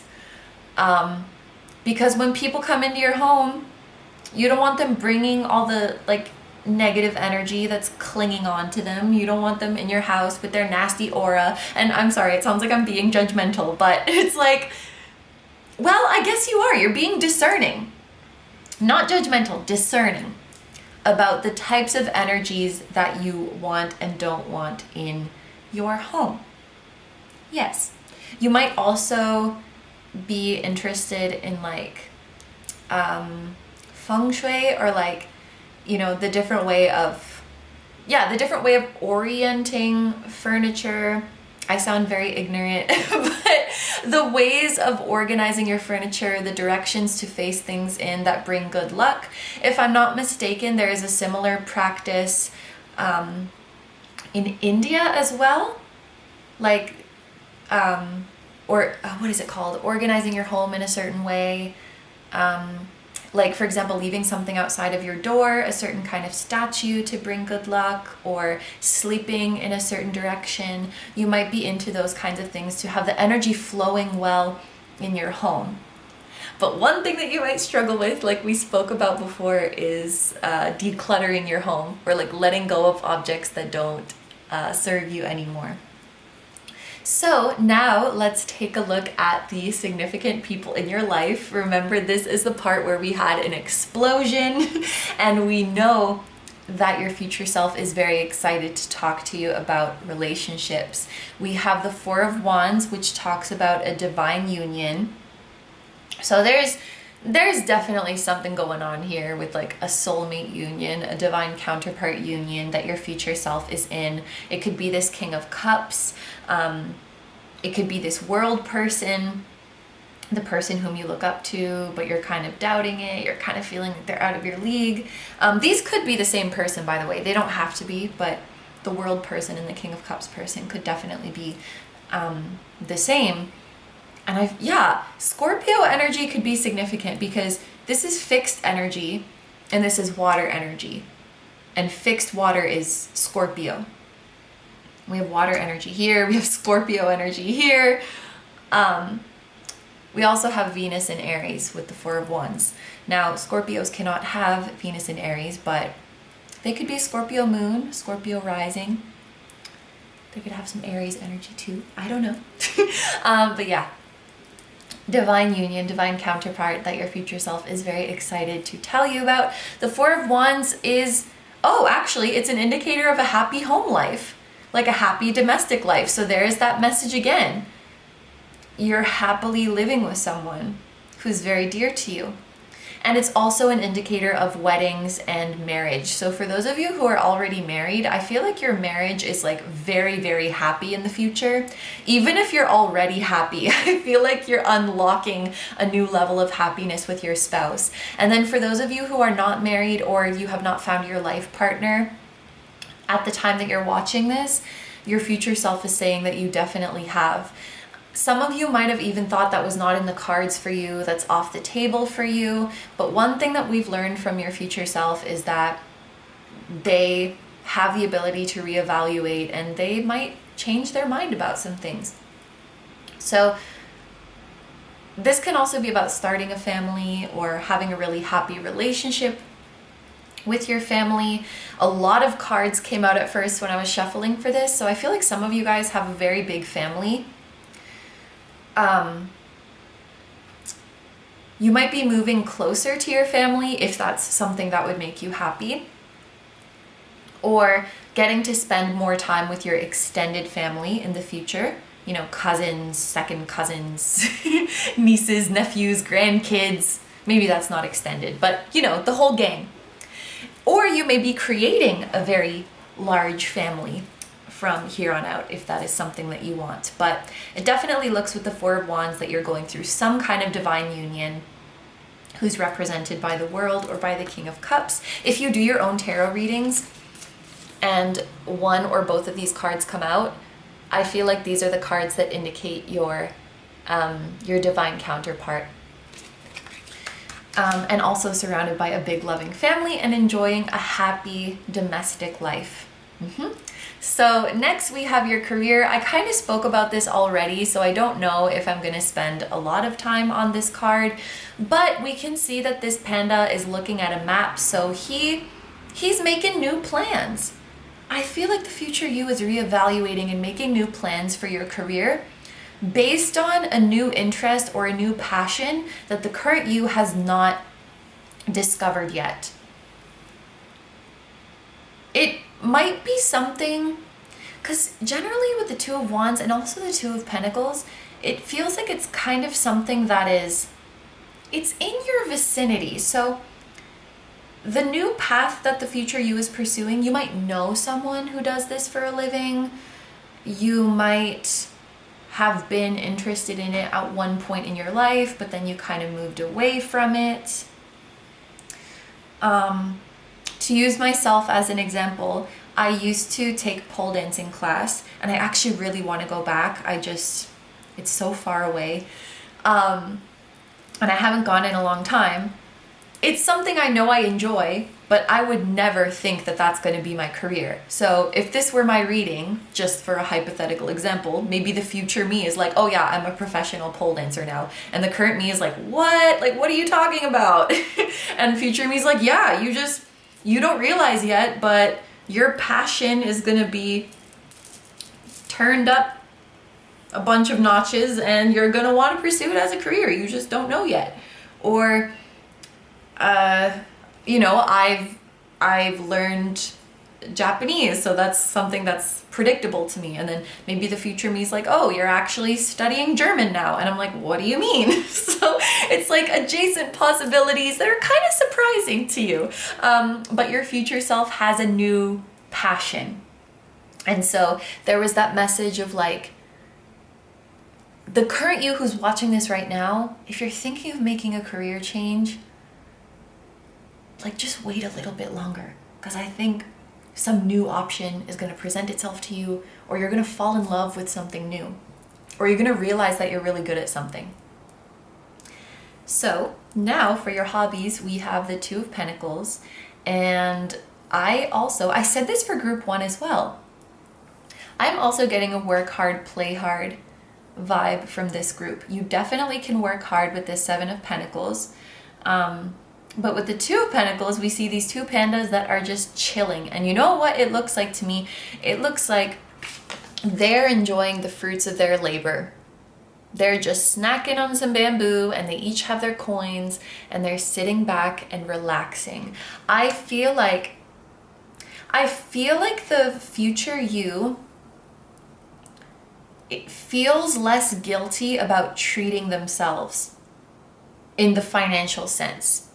They feel less guilty about spending money on themselves for experiences that will enrich them, or just to pamper themselves, because I think the future you really embraces and prioritizes their own pleasure and their own enjoyment. So they don't see their pleasure as something that's like frivolous, you know? Like, oh, I can have fun later. I can have fun if I have time. I can have fun if I've earned it. They're like, no, having fun is like at the top of my to-do list because it's very important. It's very important for my health. And honestly, maybe because we spoke about the emotional and spiritual link, or no, the link between your emotional and spiritual health and your physical health, you might realize that spending more time having fun and is very good for reducing your stress and is actually very good for your physical health. So you're definitely in a work hard, play hard energy, and you see it as something that's very important. And yeah, there's that message of like, I'm not afraid to spend money on myself. So I feel like you enjoy taking yourself out on nice dates. I feel like you enjoy taking classes to learn new skills, or investing money in your hobbies so that you can enjoy them more. I think you enjoy traveling, going out to eat, perhaps with your King of Cups. I'm getting Taurus type of vibes, even though this is not a Taurus card. You know, enjoying food, enjoying art, enjoying investing in your beauty, enjoying your sensory pleasures, your comfort, enjoying fashion. I feel like you're very into those kind of Venusian things that make you more beautiful, things that nourish and sustain you, things that make you more cultured and artistic. You might enjoy going to museums, going to concerts, going to art galleries. You enjoy art. And especially, okay, I didn't mean to say that, but especially culinary arts. I feel like you spend a lot more money on food, the future you. And it might not necessarily be because you have more money, but you're just like, I deserve it. Like, screw it, I deserve it. It's gonna make me happy, and that is the best investment I can give myself. Definitely unapologetically treating ourselves. But I also think that this is indicating just sitting back and relaxing with your loved one, with your life partner, with your best friend, and just enjoying life and letting the stresses fly away. It's kind of quite a different interpretation of the Two of Pentacles that I would normally do, but I just see these pandas relaxing on the hammock with their coins, eating their bamboo, and I know that the future you is living the good life and is not stressing and just loves to seek their pleasure and please their senses. So next, or finally, for your hopes and dreams, we have the Hermit. And maybe your future self is saying this kind of jokingly, but you're like, I just want people to leave me alone. Or like, I kind of get introverted vibes from this group. I feel like you have your family, like your blood family and or your soul family. You have your loved ones, and I think the future you is really just not interested in expanding their social circle anymore. I feel like the future you is very protective of their energy, so they're very generous and compassionate, but they don't just give that out freely to everybody. They give that energy to those who matter to them, to those who are close to them, to those who reciprocate it. And I do think that it's not that you're closed off to the outside world, but you have really created your own beautiful sacred space within yourself, within your home, within your life, like the activities that you do. And you're very protective of that. You're very wary of those people or things that might come in to disturb your peace. And I think you have very healthy, they're not rigid walls, but they're sturdy. You have healthy, sturdy, energetic walls up. So you don't let things get to you. You don't let things disturb your peace. You don't let random people come in. And now that's giving me Cancer vibes. I feel like I'm getting vibes always that are different from like what the card is associated with, because this is actually Virgo energy, but I'm getting like Cancer vibes from it. So I feel like your future self's hope is to just, honestly, they found so much peace and harmony in their life that I think they just want to maintain it and they want to preserve it, and continue to be very, very selective about like new people or new energies that they bring into the mix. I feel like we don't have a lot of acquaintances. We don't have a lot of casual friends. We have our family. We have our loved ones. That's the vibe. And there's something about your physical home being very sacred. I think that many of you will be living in a house rather than an apartment in the future, because I feel like you have a space that is truly yours and you can do whatever you want with it. Because, you know, sometimes there's rules when you rent an apartment. Like, I don't know, you can't put nails in the wall, or maybe you can't paint stuff, right? Because technically it's not yours. I feel like you have a home that is genuinely yours. And you can do whatever you want. So yeah, I think your hope is just to keep your energy sacred, to keep your energy safe, and definitely to keep going on this inward journey that you're on. Because both of these cards, the Hermit and the High Priestess, indicate you on this journey of self-discovery, always continuing to heal, always continuing to develop your spiritual gifts, to become more in touch with your psychic gifts, to align more and more with your higher self, because again, that work is never done. But that excites the future you, that work is never done. The future you also hopes to keep staying true to themselves, to keep going their own way without being influenced by societal pressures, and to always make sure that the inner voice is the one that they listen to first. I think a lot of your future self's hopes and dreams is to just keep doing what you're already doing, or what you're already striving to do. And I think that above all else, they just really value their own, or it's like, I don't know whether to say they or you, but I'm just always talking about you. Value your own inner peace and self-awareness, self-discovery, and your innate wisdom. So just keep living a life that is true to you, that is authentic to you. That's their biggest wish. Like, I don't want to be someone I'm not, and I don't want to live according to someone else's standards. I want to always make sure that I'm being true to me. That's like really, really important for the future you, and possibly also for the current you. But this is everything that I see for this part of the reading. So we're going to take it over to the extended now. Just to recap, in the extended reading, we're going to be getting advice on how you can become this future you. So what you should start doing that you're not already doing, what you should keep doing, and what you should stop doing. And then we're going to get a message directly from your future self, whatever they would like to tell you. And then finally, after all of that, if there is still something that you're curious about that we haven't touched on, you will get to ask your future self any yes or no question about your future, or really about anything, because it's between you and you and your future self. So if that sounds good to you and you would like to join me in the extended reading, that's going to be linked down below in the description as well as in the pinned comment. However, if you are going to leave the reading here, I want to say thank you very much for letting me do this reading for you. I hope you have a wonderful day or night whenever you're watching, and I wish you all the best. Please take good care of yourself, stay healthy. Don't forget to like, comment, and subscribe if you feel like doing that.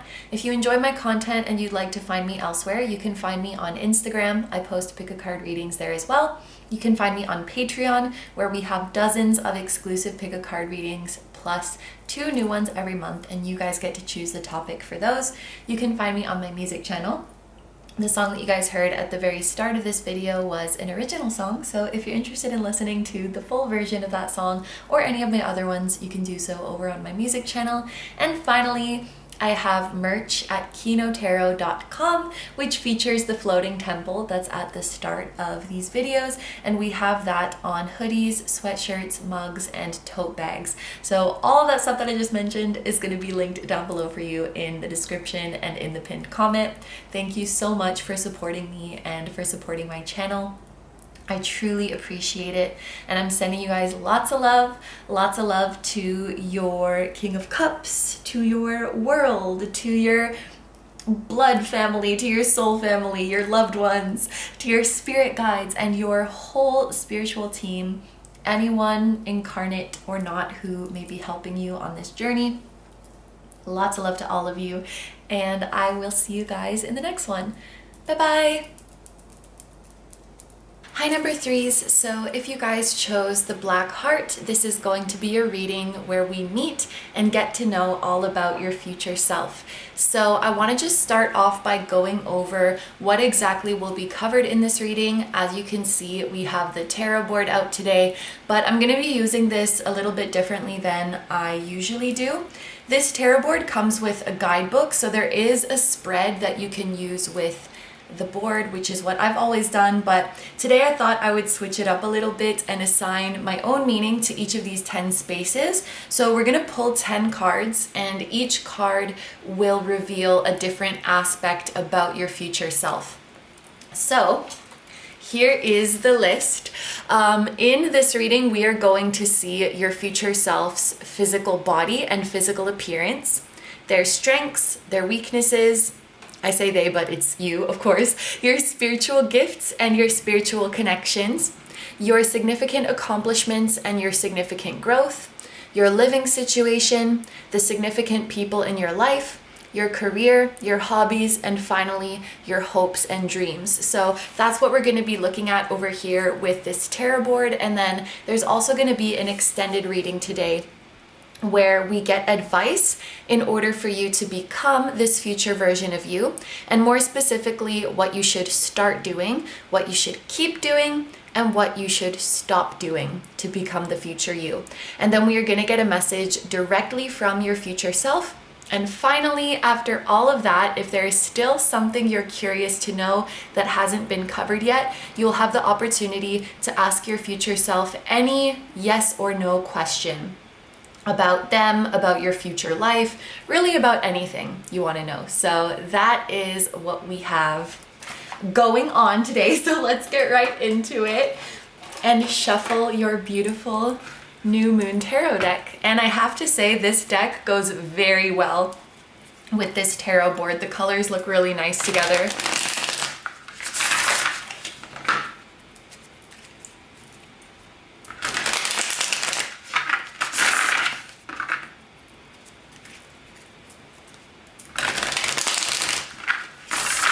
Okay, my group number threes, the first thing we want to see is your future self's physical body and physical appearance.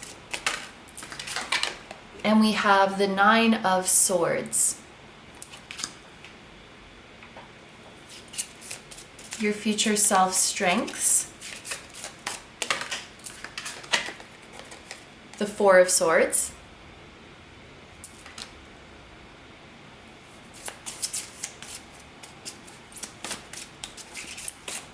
Your future self's weaknesses, the 9 of Cups,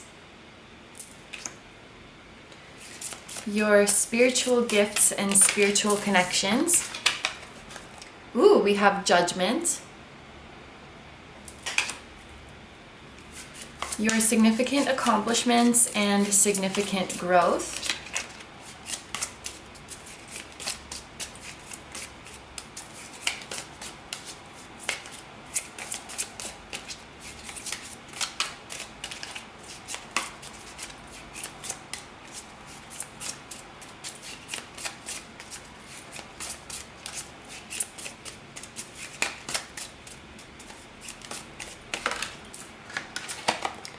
We have, oh my gosh, the 4 of Wands.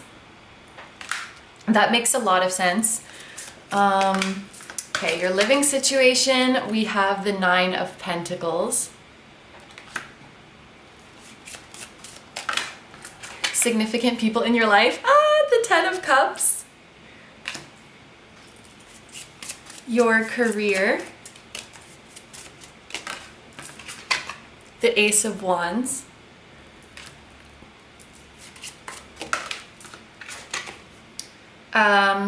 Your hobbies, we have the 8 of Cups. I'm gonna take another one because I was kind of spaced out and I like to focus on the question at hand when I'm shuffling. We have Strength. Ooh, 2 8s, okay. And then finally, your hopes and dreams, we have Death. Okay, so yeah, this just all makes a lot of sense. And it's kind of interesting because You know, today, of course, we're using this tarot board a little bit differently than, you know, the traditional spread that's in the guidebook. However, it's almost kind of reading the way I normally read it with the guidebook. The traditional way of using this tarot board is that the cards here represent your present, and then the card in the middle represents like your wake-up call or your epiphany or your divine intervention, which then propels you into your future, which is represented by these cards at the top. And I feel a lot of the challenging energies that are coming up in this reading have to do with your present situation, and then the future just gets easier and easier. But there was like a really clear message coming through when I was shuffling for these bottom cards, and this is the first message that your future self has for you. Your soul has a very strong sense of purpose, of what they want to do in this life. And I think it has to do with the profession that you choose for yourself. There is a certain career that you were born for, that you were meant for, that makes you the happiest, that really lights you up, that really makes you feel alive. But there's a little bit of troubled energy when it comes to this purpose, and I think that there's a little bit of confusion. I'm trying to find the right words to express it, but basically, I think that this is something you have tried to pursue before, or you once had very, very high hopes about making it work and being successful in that field. But these days, your hope has died out, or at the very least diminished. I don't know if I can go so far as to say you gave up on pursuing this path. Maybe some of you have. And your future self is saying that is not the answer. I think that what has happened here is that when you were trying to pursue this path, you either burnt yourself out, or you got caught up in an ego-driven way of thinking about it. You got caught up in fear. You got caught up in the dark side of it, so to speak. And maybe started to reject that path altogether. I'm trying to think of a concrete example, but let's say you are meant to be a bodybuilder or like something to do with fitness, but in pursuing this path, you might have got caught in the traps of this field, the traps of this industry. Maybe you're meant to be an athlete and you got caught in those traps of overtraining your body to the point of injury. You got caught in those traps of being extremely competitive with others. You got caught in those traps of being very, very hard on yourself.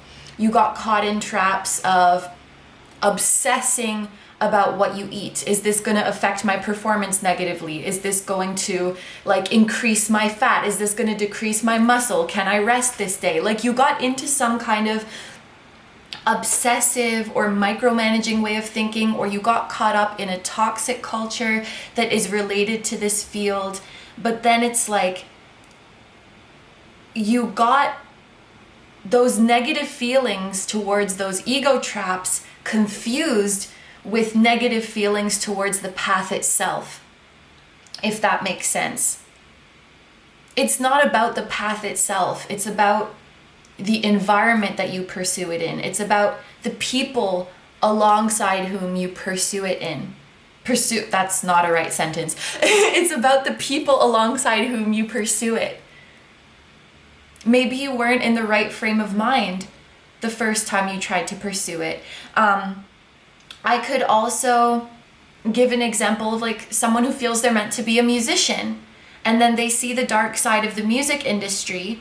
They see people trying to take advantage of them. They see people losing their soul and people, you know, just chasing money or chasing girls or whatever it is, and kind of losing their way and losing their soul in the process. And then they say, oh, music is not for me. But it's not that music is not for you. Music is very much for you. It's the people you may have been interacting with that were toxic, the narratives, the ways of thinking, the way the industry was run. But please don't throw out your love for music. Please don't throw out your love for sports in the athlete example. It's like you had a bad experience, but you may be confusing it for like, this path is not for me, this job is not for me. And your future self is asking you not to give up and asking you to try again. Because what really matters is the talent that you have and the passion that you have. And it's kind of sad when I sit with the energy, because I think that your soul has such a pure love for this path and for this way of expressing themselves. And your soul has such a pure love for the world, but the world is kind of shitty sometimes.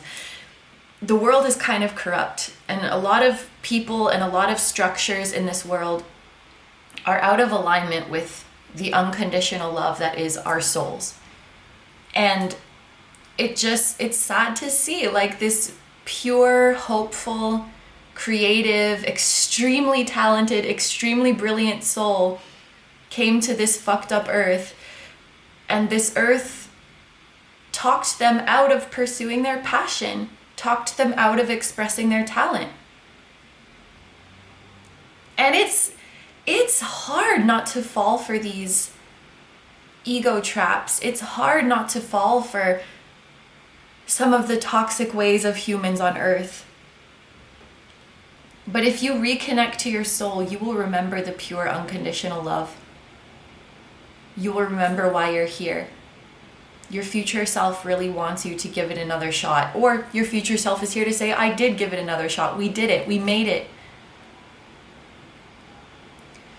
So, finally, let's start to look at some of the meanings of these specific cards.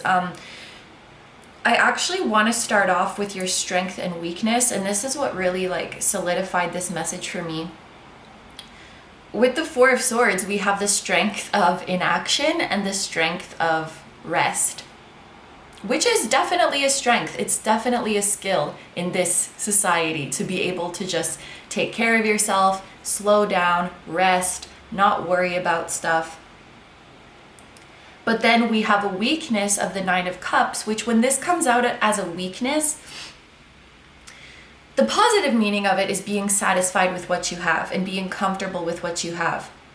But everything exists on a spectrum. So if we take this energy so far that it becomes a weakness, it can indicate an energy of becoming too comfortable, becoming complacent, that you kind of stop challenging yourself or that you stop trying. This is fine. I'll just stay here. I'll just live this sounds very harsh, but like I'll just live a boring life. I'll just live a mediocre life, whatever it is. And especially when we combine it with this Four of Swords energy, it is giving me kind of a feeling of passivity. However, there is no judgment here, because stepping into this energy was a way to protect yourself from this Nine of Swords. You can see the chaotic energy of this Nine of Swords. The snakes are all broken loose and tangled in a bunch of different ways. This is a card of severe anxiety, stress, overthinking, negative thinking. And for this to come out in your physical body and your physical health, I feel like the current you, or maybe you've experienced this in the past, once had health issues or even a health scare because of severe anxiety or severe physiological stress, psychological stress, maybe that's the word. And I'm reading this as the current you being worried for the future you. Because the Nine of Swords does have a feeling of worrying about the future or expecting the worst for the future. And I think that this group might be worried that the future you is dealing with the same issues. For example, I used to suffer from panic attacks. Well, ideally I would never, but way more frequently than I would have liked to. It was like a regular occurrence. And I would often worry, like, is this just going to be my life? Is this just going to be my future? Am I going to keep having these forever? And so I kind of feel that this group is worried about the physical health or the physical body of the future you. What I do want to let you know is that when this card comes out for me, it lets you know the thing that you are so worried about is not going to happen. So I think that this is your future self coming through to say, like, your physical health is fine. We're fine. We made it. We're okay. We might still struggle sometimes, but we're okay. I think that you've experienced this Nine of Swords energy and now you've aggressively swung in the other direction. You know, if stress has made you physically ill, if stress has made you burn out, of course you're going to seek this comforting energy. Of course you're going to seek rest. Of course you're going to seek inaction. This is almost a feeling of like, I don't want to think about it anymore. And your future self is saying, I want you to remember the strength that you've developed through this, which is the strength to say no, the strength to disconnect when you recognize that something is not healthy for you anymore, the strength to shut out the world and put yourself first when you need to. That takes a lot of courage. You have developed an excellent skill of listening to your body and knowing when you need to slow down and knowing how to care for yourself. So we don't want you to forget that. Or your future self is saying, I don't want you to forget how to do that, because that's an amazing thing that you learned from this period of your life. But at the same time, I want you to get back out there. I want you to trust the new strength that you've developed. I want you to trust your new ability to discern. That when you get back out there, you're doing so more equipped than the past you. And that you will not get in the same situation again. That's the message. Like, I want to give this another try. I want to get back out there. I feel very emotional when I'm talking about this. It's like, I'm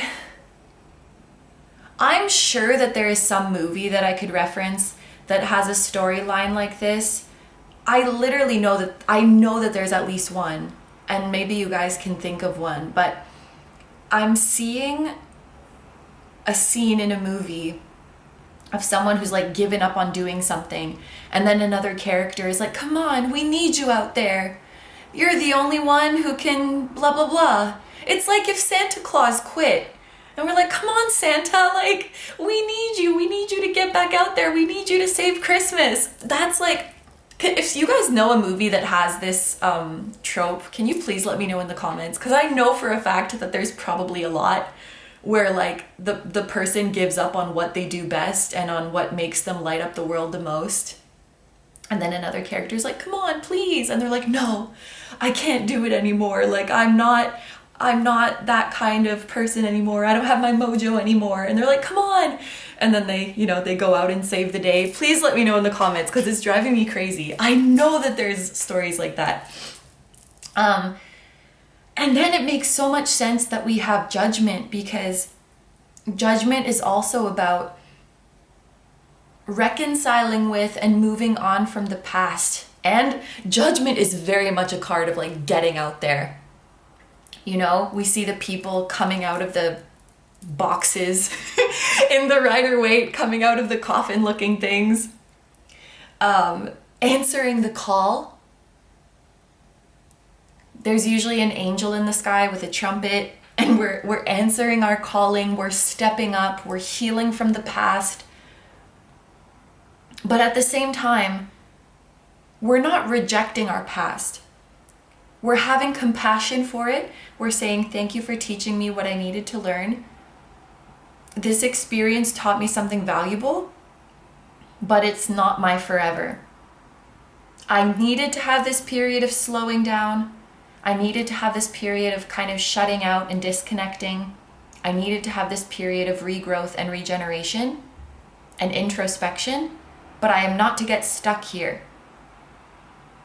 Winter doesn't last forever. My hibernation doesn't last forever. I needed this hibernation and now I don't. Now it's time to step out again.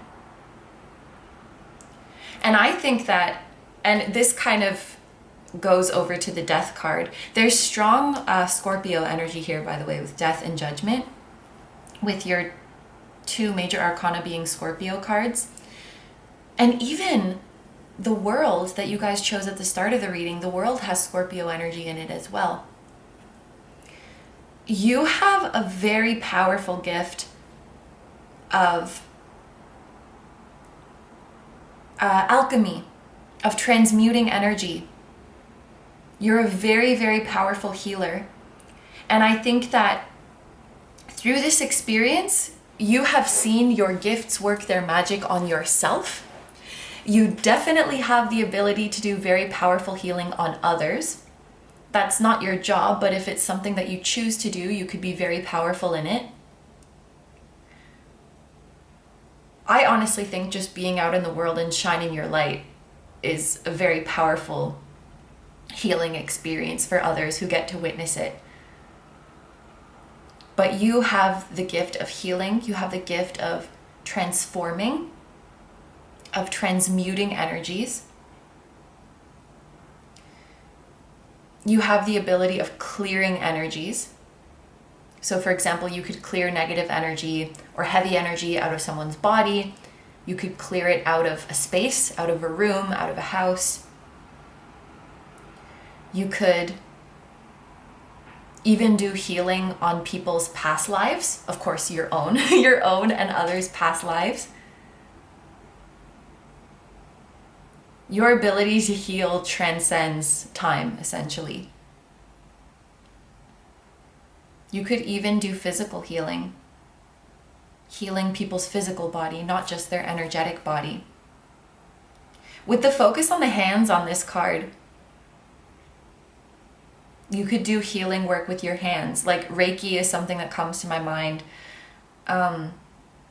Or there might be something that you're good at doing with your hands that is actually a spiritual gift. For example, playing the piano, drawing, shuffling tarot cards, something with your hands. And in terms of spiritual connections, with the Judgment card, someone is coming back around. There's a feeling of things coming full circle and you giving something another shot. And you've met someone significant on this path and they're coming back around. So it's someone whom you could have maybe used to know them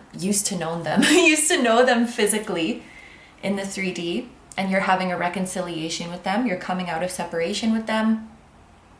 Or someone whom you gave up on meeting, or you gave up on connecting with them because it seemed too far out of reach, because it seemed unrealistic.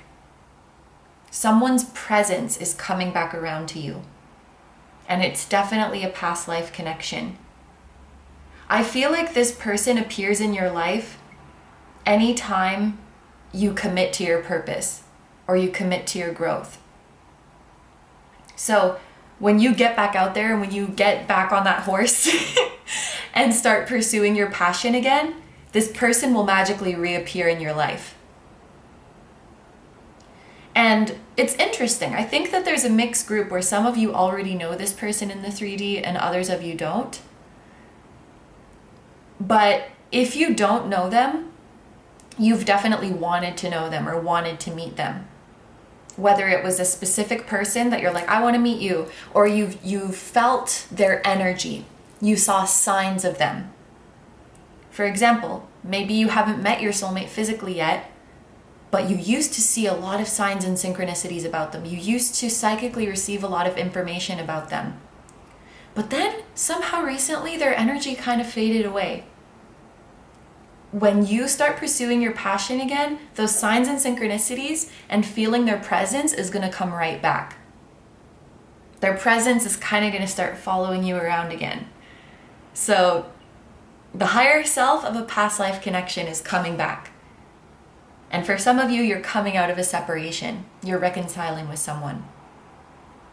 Okay, so now we move on to your significant accomplishments and your significant growth, which this is kind of a spoiler alert, but your future self is letting you know that you did get back out there, you did answer the call, you did follow your purpose, and you did make your dreams come true. This Four of Wands means, first of all, it means that you're extremely happy. You have the two, in my opinion, the two happiest cards in all of tarot in your spread, the Four of Wands and the Ten of Cups. You're living a life that is like literally tailored, specifically tailored to bring joy to your unique soul. You are living a life that is the most possibly aligned life that you could give to your soul while you are on this earth. And that is your biggest accomplishment. Committing to yourself again, committing to your joy again, and living a life. I think it's no wonder that this card came up where there's like shining rays coming out of it, because you're living the life that makes you feel the most alive, that brings the spark back to your life, that really lights you up. The Four of Wands also talks about, we can talk about marriages. So you could be getting married, the future you could be married, or if you're already married, you have an amazing relationship with your spouse.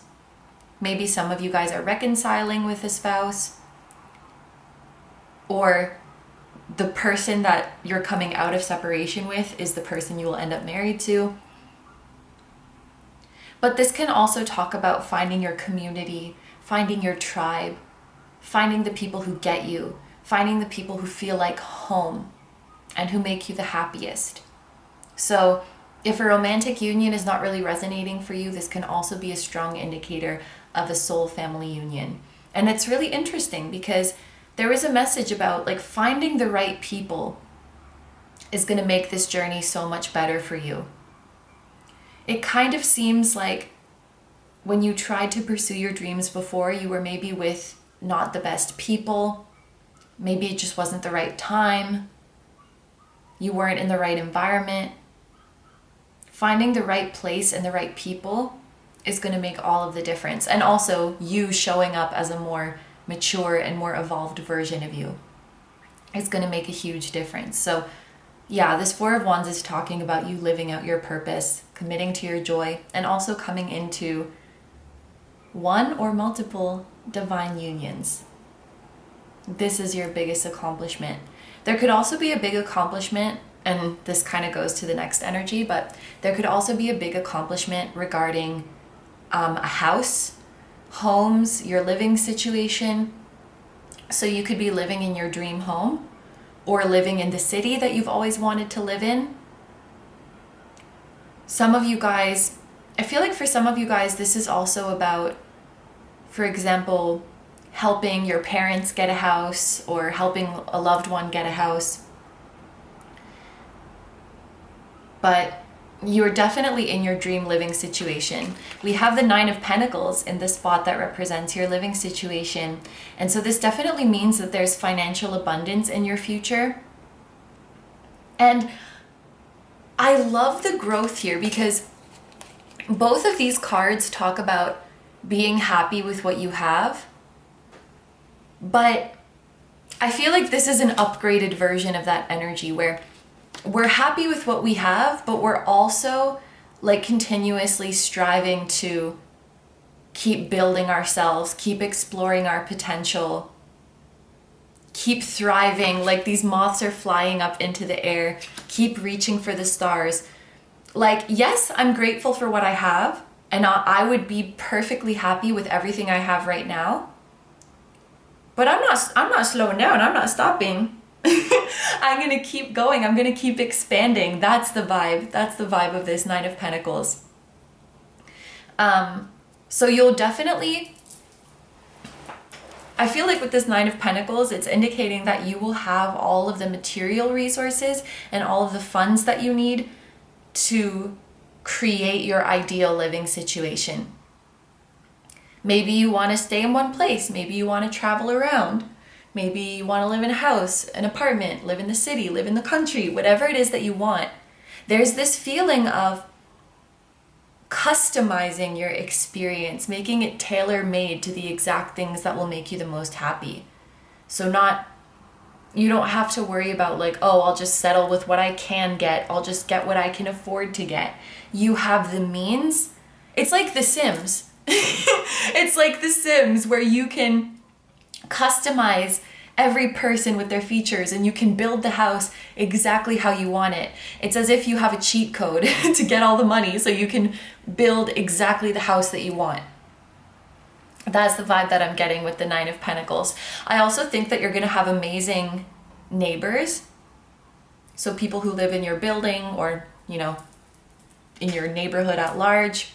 Could be the people in your town. You're surrounded by really great people in this next chapter of your life. I also feel like there's a lot of dogs wherever you live. So like you could live in an apartment building with a lot of dog owners, or maybe there's like a park near your house and a lot of people bring their dogs. I feel like there's a lot of dogs around. And it's very healing to watch them. I also think you spend a lot of time in nature in the future, and you spend a lot of time outside. I feel that you're more active. I feel that you're a little bit more outgoing. You know, you like to leave your house and explore and meet new people. You could still be a homebody and you could still be introverted, but your future self is a bit more like, you know, they want to get out there and do stuff. For example, rather than sleeping in on a Saturday, which by the way, there's nothing wrong with that. I slept in a lot today. They'd be like, oh, I'm going to get up early and go hiking. Like, just more active. That's the vibe that I'm getting. More active. I also could see the future you collecting something, you know, like collecting paintings or collecting rocks like I do. Yeah, you have like an impressive collection of something. So now we're going to move on to the significant people in your life, and we have such a freaking sweet energy for this. We have the Ten of Cups. This is very much love of your life kind of energy. So the future you is definitely with the love of their life or loves of their life. There's strong indications of romantic love here, but again, if that's not really your thing, we can definitely interpret these messages as a soul family reunion, as finding your tribe, the people who truly feel like family. You can just think of the Ten of Cups as the people who really fill up your heart the most, who meet your emotional needs the most. The people who truly feel like home. But for those of you who are looking for a partner, I will say that the Ten of Cups indicates someone who checks off all the boxes. Like they're everything you could have ever wanted and more. I think that another thing about the people around you is that they're extremely supportive. I'm just looking at this pyramid of cups and how, you know, the bottom row supports the next one and that row supports the next one. This feeling of lifting each other up. I feel like you're in a very tight-knit community with the people around you. Like neighbors is coming to my mind again. You have, like, for example, I don't know anyone in my building. So this would be like, if you live in an apartment building, you know the person next to you, above you, below you, maybe even more people. Maybe there's a common area in your building, so you have little parties or you get to know each other. And then you create this relationship where you can reach out to each other if you ever need help, or, you know, you can bond over common interests and go hang out with each other.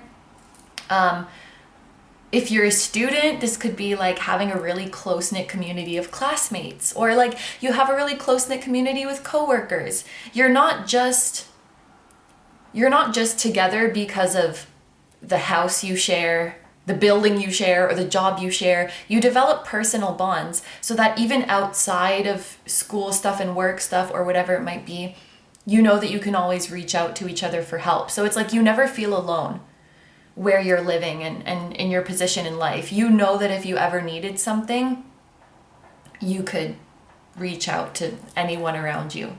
So I think you have a really, really beautiful support system. And I also think that, you know, the love of your life, their friends and family also have your back. So you're really, really lifted up. And this community and this support system, again, makes such a huge difference when you're stepping back out to follow your dreams. And now we get to your career, which this makes so much sense that you have the Ace of Wands here. Aces represent a new beginning. Ace of Wands represents a spark, inspiration, energy. I often see it as renewed hope. Something I would often say with the Ace of Wands is, you used to see the world in black and white, but now with the Ace of Wands, you see it in vivid color. So some inspiration or enthusiasm is being reinfused into your career. And it makes sense because you're living your purpose. You're living out your dream job. And the Ace of Wands also means you're doing something that is in alignment with your higher self. I often interpret the Ace of Wands as getting in touch with your higher self, channeling your higher self, or channeling loving energy from higher beings. So I know, and I'm probably sounding like a broken record, but I know for a fact that the future you is working in alignment with their higher self, with their higher purpose. Like there's no doubt about that. You're extremely passionate about what you do. You have almost limitless energy when it comes to work. Where you maybe once felt that you got tired easily, now you could work for hours and hours because work actually fuels you. It might sound cheesy, but it doesn't feel like work. It feels so fun. It feels like you're doing something that you truly love. So this is a reiteration of you being in your purpose, and it really has that emphasis of it being like a fresh new start, a new beginning. And I like that this is in your hands because it feels like you're doing things on your own terms now. You're doing things your own way. You're taking matters into your own hands. Whereas maybe before, when you tried to pursue your dreams, it kind of felt like you were at someone else's mercy. You know, in the musician example, maybe this is you saying, I'm going to be an independent musician now. I don't want to have to answer to someone. I don't want to be at someone's mercy. Which, there's nothing wrong with working under someone if you have the right connections, but this is just an example. It's a feeling of things being in your own hands, of you having the power, of you getting to be independent. So even if you were working under someone, I would say that it's someone who gives you a lot of freedom and who prioritizes your needs, your opinions, your creative direction. Things are in your hands. You are calling the shots, that is for sure. So next we have the cards representing your hobby, and here I felt called to draw two of them. I think it's very cool that we have double eights because this is a number of abundance. So I think that you guys will be monetizing your hobby. And that makes a lot of sense because what you do for a living does not feel like work. And I also think it's very interesting that we have Leo energy and Pisces energy here because for me, these are like two of the most creative signs. So I think that your hobby has to do with creativity and especially some kind of art or some kind of performance. You could be the one doing it, or you could be on the spectating end of it. So for example, your hobby could be dancing, or your hobby could be going to watch the ballet. Your hobby could be playing an instrument, or your hobby could be going to concerts and like watching, people play instruments, or both. You could definitely enjoy doing both. But I think that your hobby really allows you to connect with your soul, because yes, and it allows you to escape, and it allows you to go to another world. The Eight of Cups generally has a meaning of walking away, and it's Pisces energy. So in this context, I'm thinking of it as escape. And especially with the Strength person closing their eyes and looking so serene, it feels like your hobby, I think it has to do with art, because it's something that transports you to another world. It's something where literally the physical world and all of the problems melt away, and you're just completely present with your soul, or the souls of the people who are performing for you. It's like a transcendental experience. It takes you somewhere else. So maybe when you're playing an instrument, you get transported to another world, or when you are watching someone play their instrument, they transport you to another world. But there's a feeling like some of your hobbies, I think, are for work, they're for monetization purposes, and then others are to escape from that and to just go to another dimension and connect with your soul, like free from any expectations. So that's awesome. And now I'm realizing that the number 8 can also talk about balance. So it seems like you have, and the Nine of Pentacles too, it's like a healthy work-life balance. So and you know what I love? Every group so far has had this kind of work hard, play hard energy to them. So we're really just cultivating healthy balance in our lives, and I love to see that. So finally, we have death for your hopes and dreams. This does not mean that you dream about death. I want to be clear about that. Death is about transformation. It's about rising from the ashes.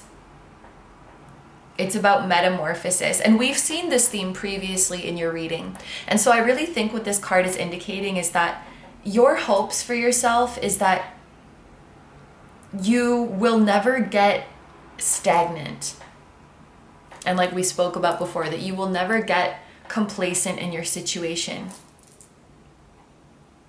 And that you will always be reinventing yourself. You will always be shedding your skin, or you'll always give yourself that permission, give yourself that option. I will not fear change. I will not fear my fears. I will not fear my negative emotions, because they are my fuel to propel me into the direction I want to go in. I believe in my ability to alchemize fear, pain, negative emotions, and turn it into something beautiful. They are the fuel that I use to reinvent myself and to change my life. You guys have, and maybe this wording is weird, but I feel like you have a very powerful connection to darkness, because you don't fear it. You don't fear your shadow. You don't fear darkness. You can harness the power of it to create really powerful change in your life. It's strong, like Pluto vibes. And also divine feminine energy. But yeah, this is your hope. To keep reinventing yourself, to keep transforming, to keep changing, to keep healing. It's like you're constantly evolving like a Pokemon into something bigger and better. And I would say you have a healthy detachment from your ego as well. You don't claim to be any type of way or any type of person. You just let your soul show you. You just let your soul take the wheel. And you let your soul shapeshift and express itself in all its forms, because your soul has many forms. Wow. You're so fearless. You're so courageous. And your future self has really stepped into that power. Ooh, such a powerful person. Such a powerful person. Okay, so these are all the messages that we have for this part of the reading. So we're going to take it over to the extended now, where we're going to get advice on what you should start doing, what you should keep doing, and what you should stop doing in order to become this future you that we have just revealed here. And we're also going to get a message directly from your future self, whatever they would like you to know. And then finally, you'll get the chance to ask your future self any yes or no question that you'd like to know about your future or anything else. So if that sounds good to you, and you'd like to join me in the extended reading, that will be linked down below in the description as well as in the pinned comment. However, if you're going to leave the reading here, I want to say thank you so much for letting me do this reading for you. I hope you have a wonderful day or night whenever you're watching, and I wish you all the best. Please take good care of yourself, stay healthy. Don't forget to like, comment, and subscribe if you feel like doing that. If you enjoy my content and you'd like to find me elsewhere, you can find me on Instagram. I post pick a card readings there as well. You can find me on Patreon, where we have dozens of exclusive pick a card readings, plus 2 new ones every month, and you guys get to choose the topic for those. You can find me on my music channel. The song that you guys heard at the very start of this video was an original song, so if you're interested in listening to the full version of that song or any of my other ones, you can do so over on my music channel. And finally, we have merch at kinotarot.com, which features the floating temple that's at the start of these videos, and we have that on hoodies, sweatshirts, mugs, and tote bags. So all of that stuff that I just mentioned is going to be linked down below for you in the description and in the pinned comment. Thank you so much for supporting me and for supporting my channel. I truly appreciate it, and I'm sending you guys so much love. Lots of love to your loved ones, to your spirit guides, and to your whole spiritual team. And I will see you guys in the next one. Bye-bye. Hi, number 4s. So if you guys chose the Aqua Aura and the Tarot of the Pagan Cats, this is going to be a reading where we meet and get to know all about your future self. So I want to start off by just going through what exactly we are going to be looking at in this reading. As you can see, we have the tarot board out today, but I'm going to be using it a little bit different than I normally do. Usually I stick with the spread that comes with the guidebook for this tarot board, but today I thought I would switch things up a little bit and assign my own meaning to each of these spaces. So we're going to be pulling 10 cards from your Pagan Cat deck, and each card is going to represent a different aspect of your future self. And I do have a list to go through. So today we are going to be seeing your future self's physical body and physical appearance, your strengths, your weaknesses, your spiritual gifts and connections, your significant accomplishments and significant growth, your living situation, the significant people in your life, your career, your hobbies, and finally, your hopes and dreams. So that's what we're going to be looking at here with the tarot board. And then there's also going to be an extended reading today. And there we are going to be getting advice so that you can become this future version of you. More specifically, we're going to see what you should start doing, what you should keep doing, and what you should stop doing so that you can become the future you. And then we're going to get a message directly from your future self of whatever they would like you to know right now. And then finally, after all of that, if there's still something that hasn't been answered that you're curious about, there will be a chance to ask your future self any yes or no question of your choosing. About them, about their future life, literally anything you want. So that is how the reading is going to go today. I have a sensation of herbs. Maybe you guys, if you guys do like any sort of witchcraft or manifestation work, maybe using herbs would be beneficial for you. Maybe green witchcraft is something that is up your alley. So using plants, using flowers, using things from the earth to bring forth your intentions. Or maybe there's a certain herb that your body is craving right now in terms of your physical health.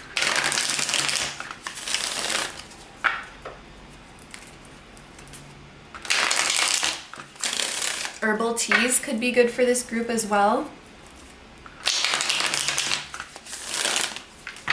It could be a replacement for coffee, for example. Or there could be something out there that helps you with stress, that helps you sleep.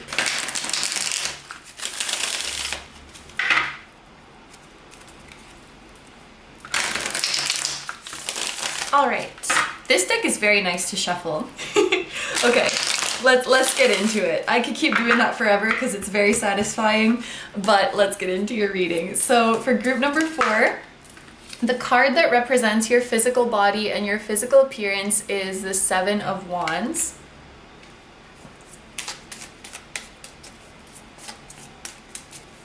The card to represent your strengths, the 4 of Swords. This is the exact card that came out for group 3 as well, for their strengths. A card to represent your weaknesses, we have the 5 of Wands.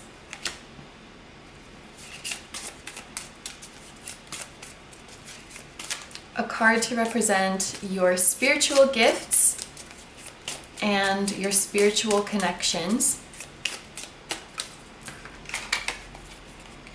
The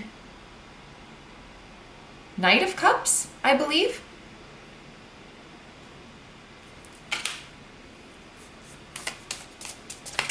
A card to represent your significant growth and significant accomplishments. Oh wait, this is the Knight of Cups. Okay, so this is the Page of Cups and this is the Knight of Cups. Your living situation. Ooh, lots of Cups cards coming out. This is the King of Cups. And group 2 got the King of Cups in this exact position. So you guys have like exact same card here as group 3, exact same card here as group 2. If you were drawn to one of those groups, you might want to check that out as well, or maybe you're coming from one of those groups. So let's get a card for the significant people in your life.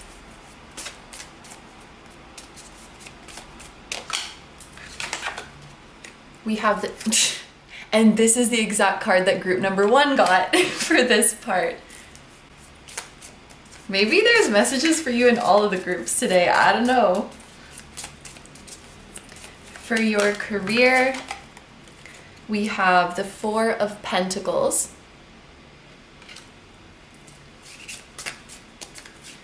For your hobbies,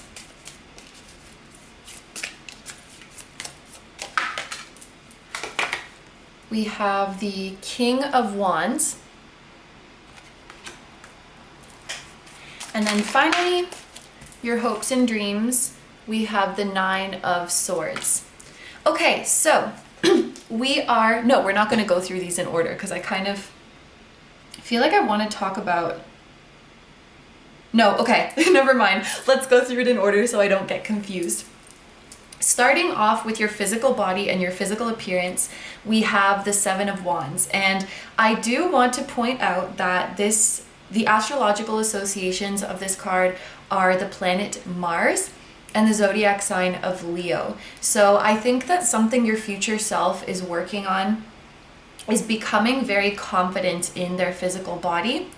And I also think that the future you exercises quite a bit, because Mars is making me think of like physical activity, making me think of someone who's full of energy. So I feel like the future you has increased physical energy and is really enjoying exercising. Also, the 7 of Wands has a little bit of a feeling of like putting up a fight. So that also kind of makes me think of exercising, because you're challenging yourself, you're working hard, you're breaking a sweat. You could even be into some kind of exercise that has to do with fighting. For example, kickboxing or some kind of martial arts, something like that. But when I look at this image, this cat is also defending themselves. All of these sticks, wands, are coming up to fight the cat, and the cat is hissing at them, like, go away, leave me alone, and fighting them off. So when we speak about you working up confidence in your physical body and your physical appearance, I think that this is your future self working hard to shut down the endless beauty standards that our society has and the voices within their own head or coming from the outside that tell them that they need to look a certain way. Or even when it comes to their physical health, you know, everybody has an opinion about, oh, you shouldn't eat that, you shouldn't drink that, you shouldn't take that, that's not healthy, you should do this, blah, blah, blah.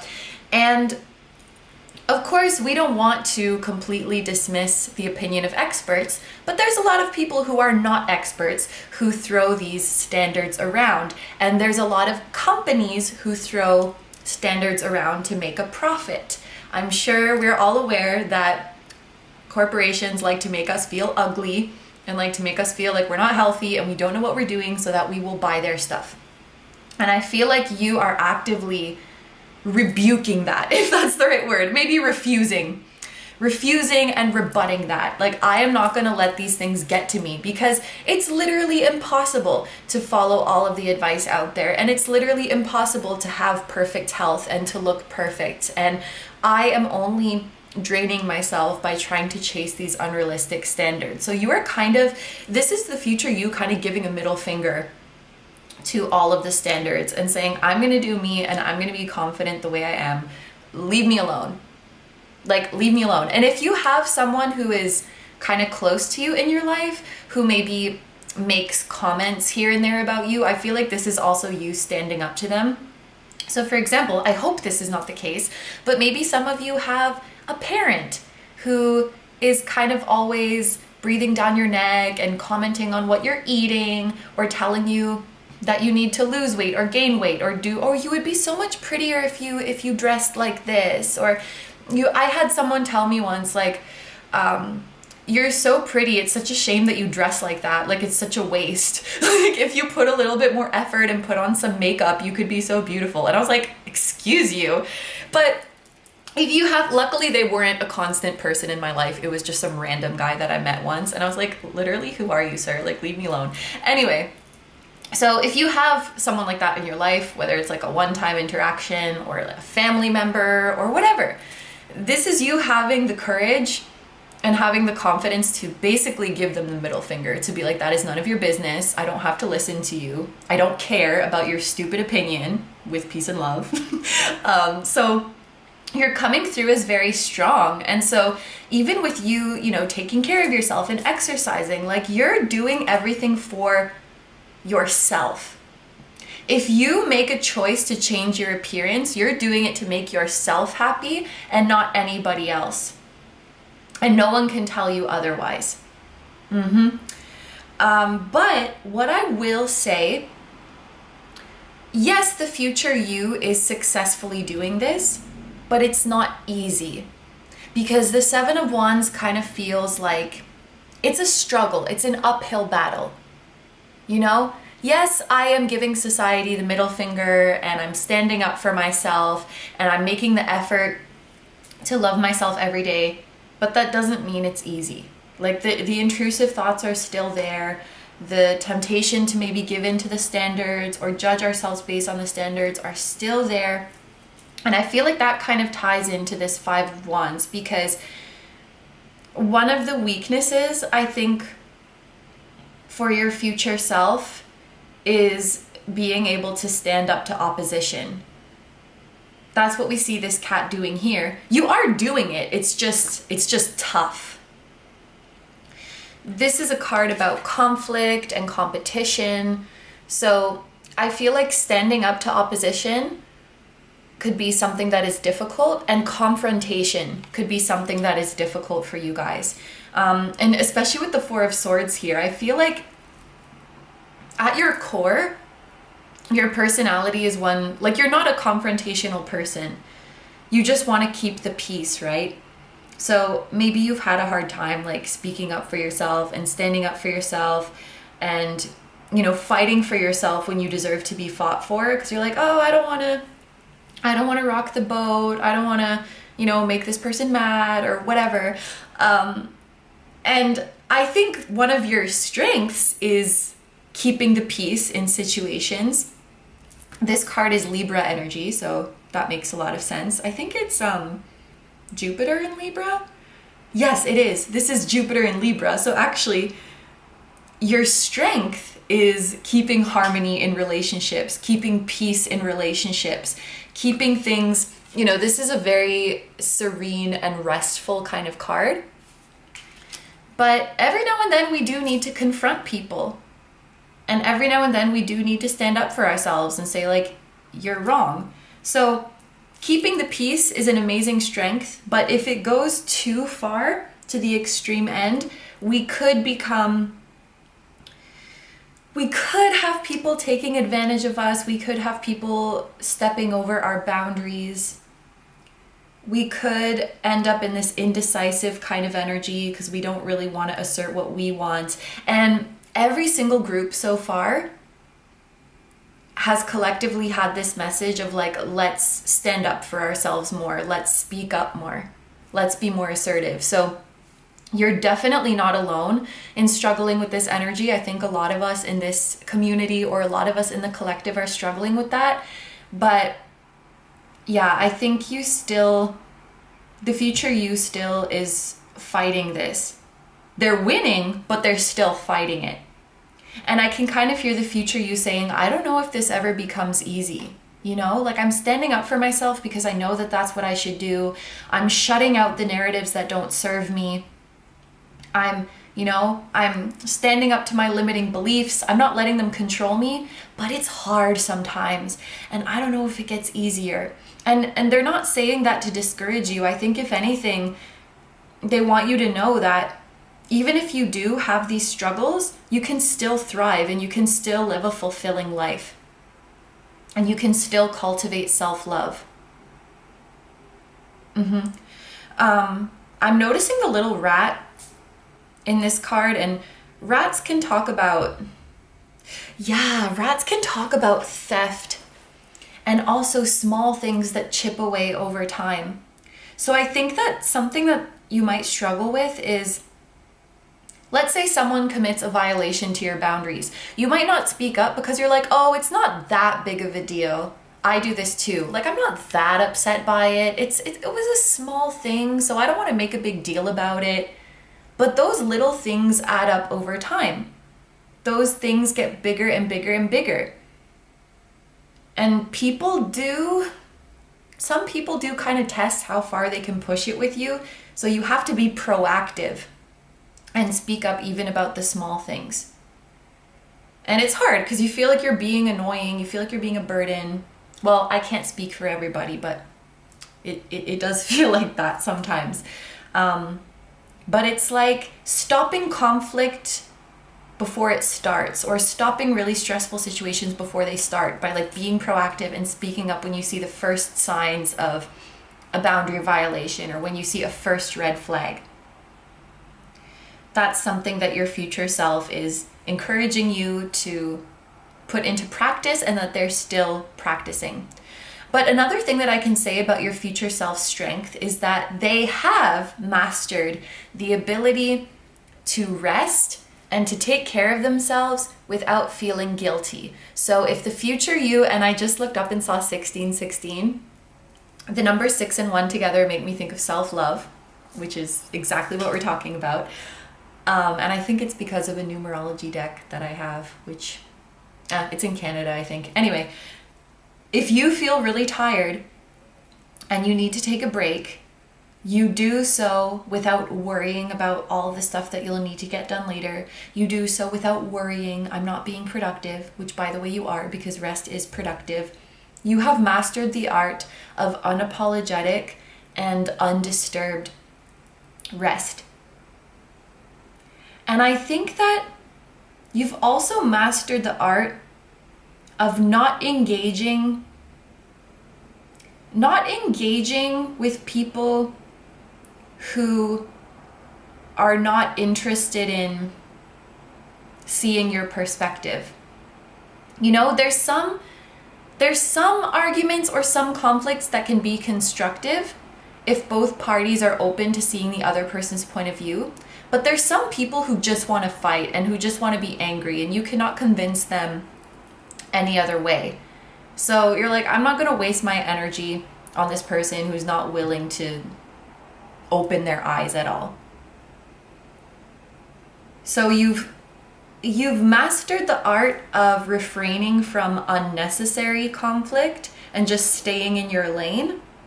But your future self is saying you also have to know when your boundaries are being violated and when you need to speak up about injustices that are being done towards you. Maintaining the peace is important, but not to the point that we're remaining silent when injustices are happening.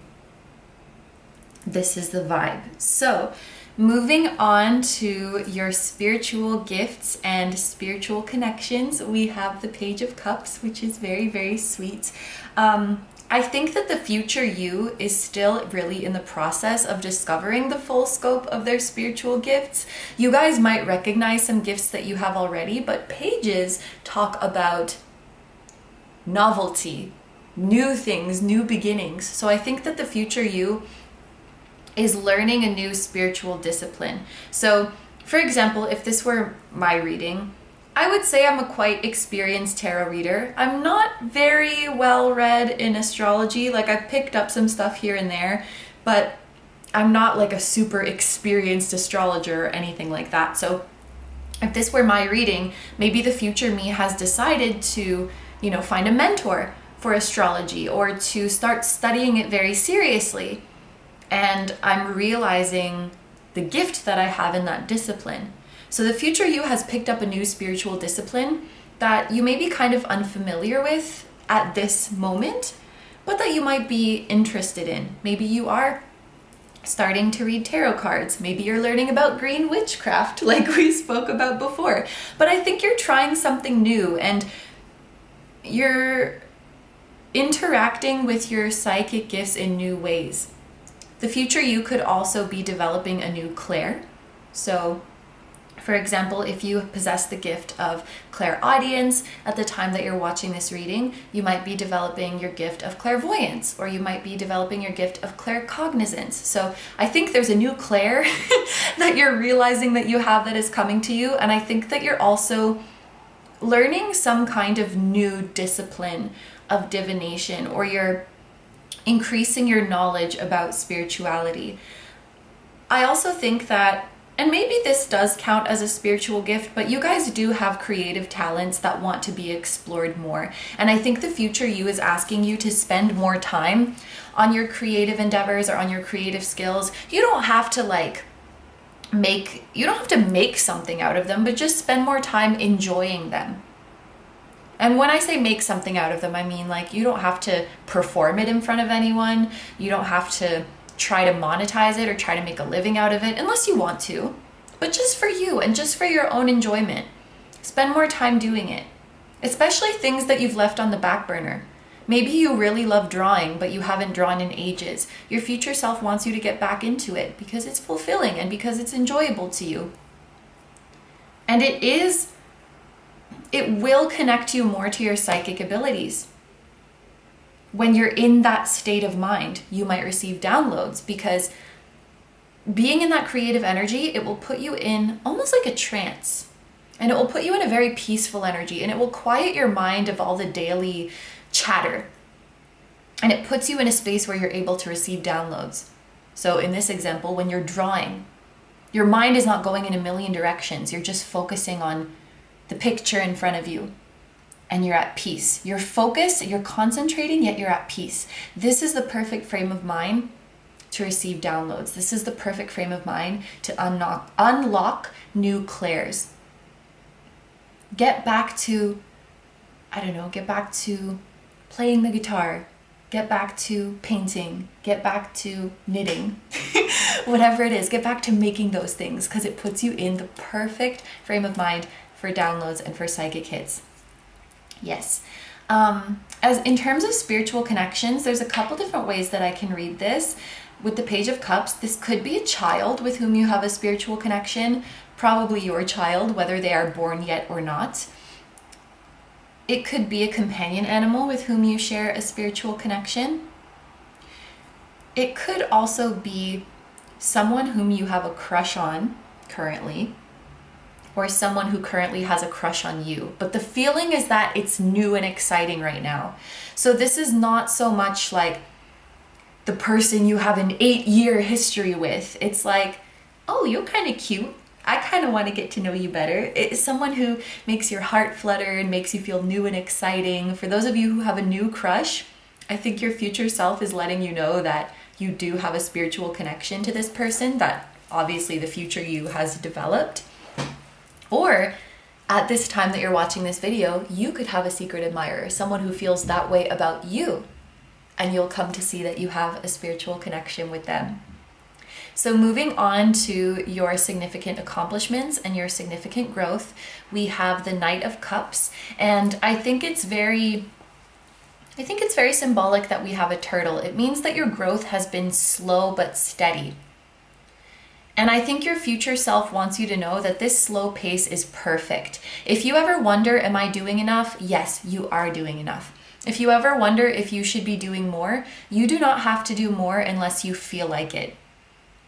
You know, sometimes we don't feel like doing something, but we feel like we should because of societal pressures or because of what other people are doing. I feel like a lot of the time, many of us struggle to do what we actually want to do because we confuse it with what we think we should do or what is expected of us. And I think that the future you, like we've seen, they've mastered the art of unapologetic rest and self-care. They've also mastered the art of discerning. Is this something that's really in alignment with my soul? Is this something that will really make my soul happy? Do I actually want to do this? Or do I just think I want it because I feel like I should want it? Or I feel like it's the admirable thing to do? You're very good at discerning. Oh, that's another thing.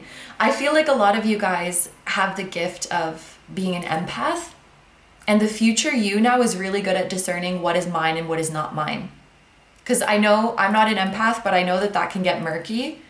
Like, this thing that I'm feeling, is it me or is it someone else? Or the difficulty of going out to a crowded place and absorbing everyone's energy. I mean, I don't have to explain this to you if you are an empath, but I think that the future you has gotten really good at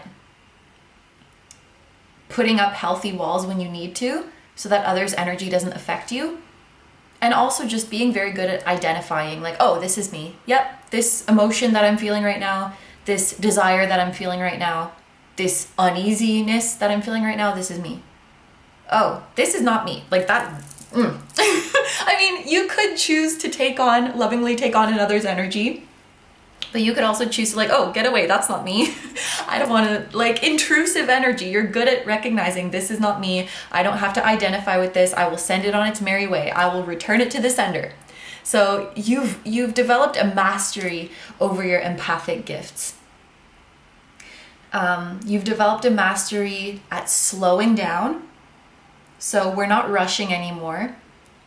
We're not trying to get to any destination quickly anymore. We're just enjoying the ride. It's not every day that you get to ride through a river on a giant turtle's back, right? So you should enjoy the ride. I think the future you has become a lot more present, has become a lot more capable of enjoying the moment and enjoying the journey without constantly worrying about where they're going to end up or trying to control how fast the turtle who represents life is moving. You're like, I know that as long as I keep checking in with myself, that I'm really happy about what I'm doing in the moment, eventually I'll end up where I'm meant to be. I don't even have to know where that is.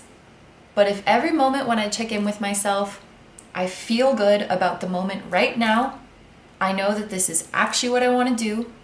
I know that I'm acting based on my own energy, my own desires, and not someone else's. I will end up exactly where I need to go. The Knight of Cups is very flowy. He's very go with the flow. Cups in general give me that feeling. They go with the flow and they follow their heart. You're able to be flexible with yourself and adapt to the circumstances based on how you feel. So If you had plans to work one day, but then that day comes and you're like, I really do not feel like doing this. I would rather draw, like we spoke about before. I would rather draw. I would rather go to the farmer's market and see what's going on there. Then you will do what you feel.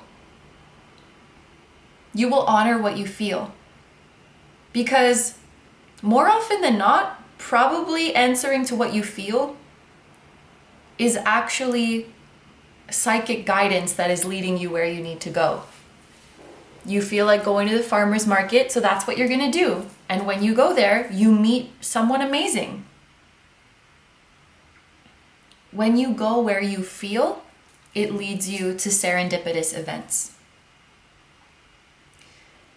I think you've also healed a lot of wounds surrounding intimate relationships and being emotionally vulnerable around people. So you have, the quality of your relationships has improved a lot. There's a lot more heart to hearts. There's a lot more checking in on each other. There's a lot more affection. There's a lot more intimacy. So you're experiencing very fulfilling personal relationships. So next we have your living situation, which is the King of Cups. And I'm noticing that some of you guys might have a pet fish in the future or a pet turtle. Yeah, those are the animals here. The rat was not representing a positive energy, but you could have a pet rat or a pet rodent. What are rodents? Is rabbit a rodent? I think so. Or a chinchilla, a ferret, something like that. But the King of Cups, does this indicate someone that you're living with? For some of you, it might. That was definitely how it came through in previous readings, but I'm not so sure. If it resonates for you that you will be living with a King of Cups in the future, we can definitely interpret that message this way, especially someone who's a water sign, because a lot of the court cards that we have here are water signs. That's Cancer, Scorpio, and Pisces. We also have a fire court card here, Aries, Leo, and Sagittarius. So you could be living with someone who has these signs, like a life partner, a trusted roommate. But I feel for many of you, this King of Cups is you. I feel that the future you has really made their home into their own sanctuary. They've taken the time and effort to create a physical environment that contributes the most to their peace. And I think that that includes the way the house is organized, the way the house is decorated, because the future you really feels like it's worth it to make those efforts if it's going to make me more peaceful. And I think the future you is constantly thinking, like, how could I change this environment so that I feel better? Because I deserve to feel better. I deserve to feel very comfortable and at home in my home. So you have this safe space where you really see yourself reflected. You know, when you walk into your house, it's so obvious that it's your house because there's things that you love and things that match your taste everywhere.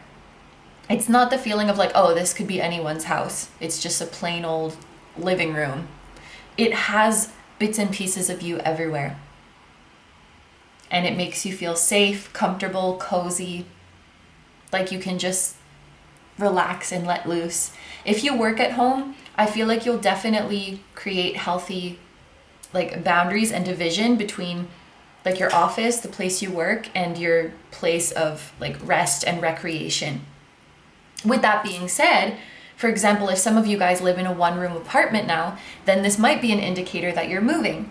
For example, I used to live in a one-room apartment a couple years ago, so I had no choice. I had to work and sleep and relax in the same room because there's literally only one room. And that did not help me sleep well. That did not help me wind down. So if you have a living situation like that, I would say it's likely that you're moving, because you will definitely have the physical space that, okay, this is where I work, this is where I rest, this is where I play. Like, you have even healthy boundaries within your physical environment so that you can be present whatever you're doing. If you sleep and work in the same room, then you're lying in bed and you can literally see all of your, like if this were me, I can literally see my ring light and my tripod and my camera. Like, my brain is gonna get mixed up and I'm gonna start thinking about work when I look at it. And when it's time to sleep, that's not good. And that makes sense for your new energy of just being fully in the present moment. When I'm in my office, I'm concentrated, I'm focused, I'm working. When I'm in my bedroom, all of my surroundings are indicating to me sleep, rest, peace, so I can sleep well. So this philosophy, I guess, of healthy boundaries and presence, being fully present in whatever you're doing, is really reflected like in the layout of your home and in the vibe of each space. It seems like the future you is quite interested in decorating or interior design or something like that. But it really feels like a safe haven. And if you are living with someone, if you do resonate with that, they will just fit seamlessly. Their own vibe, their own rhythm will fit seamlessly into your vibe and your rhythm. This could also be indicating that you will live by the water, or you will live by some kind of cliff. But that's what I see for your living situation. So next, we have significant people in your life, and we have the 10 of Swords. So it seems like the future you has cut some ties. And wow, this is really significant. So in this deck in particular, the swords are not in your back. In many decks we see someone lying on the ground, they're basically dead or defeated, and they have all of the swords in their back. So they've been completely drained, they've been completely wiped out. This person is standing tall and just looking at the swords. And I feel like this goes back to that message of being proactive. I think that the future you is extremely selective, especially like when it comes to court cards. I feel the energy of someone who is extremely sweet and caring and compassionate, but extremely selective about who they get close to. So I think that you have a small social circle, but you have very close and intimate relationships with these people. And I think that you will be cutting a lot of ties. The current you will be cutting a lot of ties and really, I guess this is a weird way to say it, but decluttering your social life. And yeah, there's that message of being proactive. So basically, ending a relationship at the first signs of red flags. And we've all been here before where we see a red flag in someone or we get a bad vibe from someone, but then our logical mind, I guess you could say, steps in and is like, oh, you should give them a chance. It's just a feeling that you have. Come on, give them the benefit of the doubt. And then they turn out to be a real character. They turn out to be something else. And then we're like, I should have listened to my gut. I knew that there was something fishy about this person. I think the future you really pays attention when you don't feel comfortable around someone. There's a reason for that. And you don't have to give people chances to have space in your life. Like, people are not, it sounds kind of cold, but people are not entitled to space in your life, especially new people and acquaintances. But also people who are closer to you who have repeatedly disrespected the relationship or who have repeatedly neglected the relationship or repeatedly stepped over your boundaries. There's that feeling of, and it's something that the future you is still fighting to get over, to not let people, and this is kind of a strong wording, but to not let people walk all over you. And I think that the current you, or maybe the past you, had this habit of dismissing the misbehaviors of other people because, oh, it's not that big. It's not that major of a thing. But when you turn a blind eye to all those small things, then they start doing medium-sized things, and then they start doing big things. And this is about cutting off the ties before you get really hurt. When you start seeing those red flags, instead of saying, oh, well, they're not that big, if you ignore them, it's like catching it early. That's kind of a weird way to say it, but catching those red flags early before you really get betrayed, before you really get, and I hope this is not the case, but before you really get abused. So yes, I think the future you is guarded, but I honestly do not see that as being a bad thing. And sometimes you might wonder if you're being too guarded, if you're being too harsh, and I really don't think you are. You're doing what you need to do to protect yourself and to protect your well-being and to protect your loved ones as well. And that's gonna get easy as you really master this gift. Once you're able to discern, oh, this is my energy, this is what I want, this is your energy, this is what you want, you're able to draw that line where you end and someone else begins. That's going to make it a lot harder for people to manipulate you. So it seems like you're cutting ties with people before they really drain you. And you have a small but very, very intimate social circle. So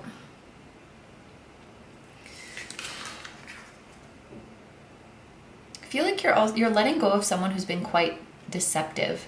I'm just looking at this person's, it looks like they're standing with a bouquet of flowers and there's curtains here. And I'm thinking of Take a Bow by Rihanna because it looks like she's just finished a performance. Like, you put on quite a show, really had me going. You might have someone in your life or had someone in your life where it's like they were just putting on a performance. They were just saying what they thought you wanted to hear. Anyway, we're getting rid of all that energy and we're keeping our close friends close. That's the vibe of this. So next we have the Four of Pentacles for your career. This is a very steady and stable energy. So I feel that for many of you, the career that you are currently in, your future self is still in that job and is continuing to advance like this turtle, slowly but steadily getting ahead. So many of you, I think, are still in the same job in this future. You might be in a higher up position, and actually it's quite likely because you are getting ahead, and you might be in a better position financially, but I feel like you're either in the same company or at least doing the same job. Maybe doing the same job but somewhere else. Maybe doing the same job but by yourself. But there is some kind of constant when it comes to your career because the Four of Pentacles doesn't really indicate massive change. It's a pretty sturdy and stable kind of energy. And there's something about you living humbly. I don't know what that means. Maybe it just means that you're simplifying your life, you know? And that makes sense with this kind of decluttering vibe, with making firm boundaries in your life. I feel like life is simple. Life is simple and life is peaceful. You've made a lot of efforts to make your life that way, so hats off to you. That's awesome. If there's people who depend on you, such as children or any other family members, I see that everyone is taken care of because there is also a message of protection here.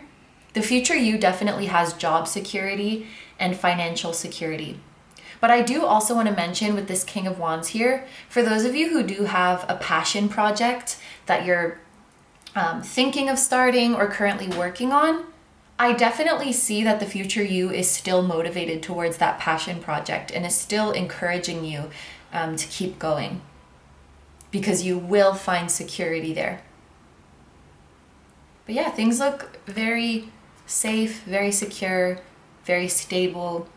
And there is something constant about your job, whether you're in the exact same position or same job, higher position, same job, different company. Something's the same. You guys get it. And yeah, finances look good. I feel like the future you has more savings than you currently do. So they've been putting away a good amount of their income. Maybe the future you is investing. But if they are investing, it wouldn't be something high risk. It would be one of those investments that is low risk and grows slowly. Like the turtle, grows slowly and steadily year over year over year. So more like long-term investments.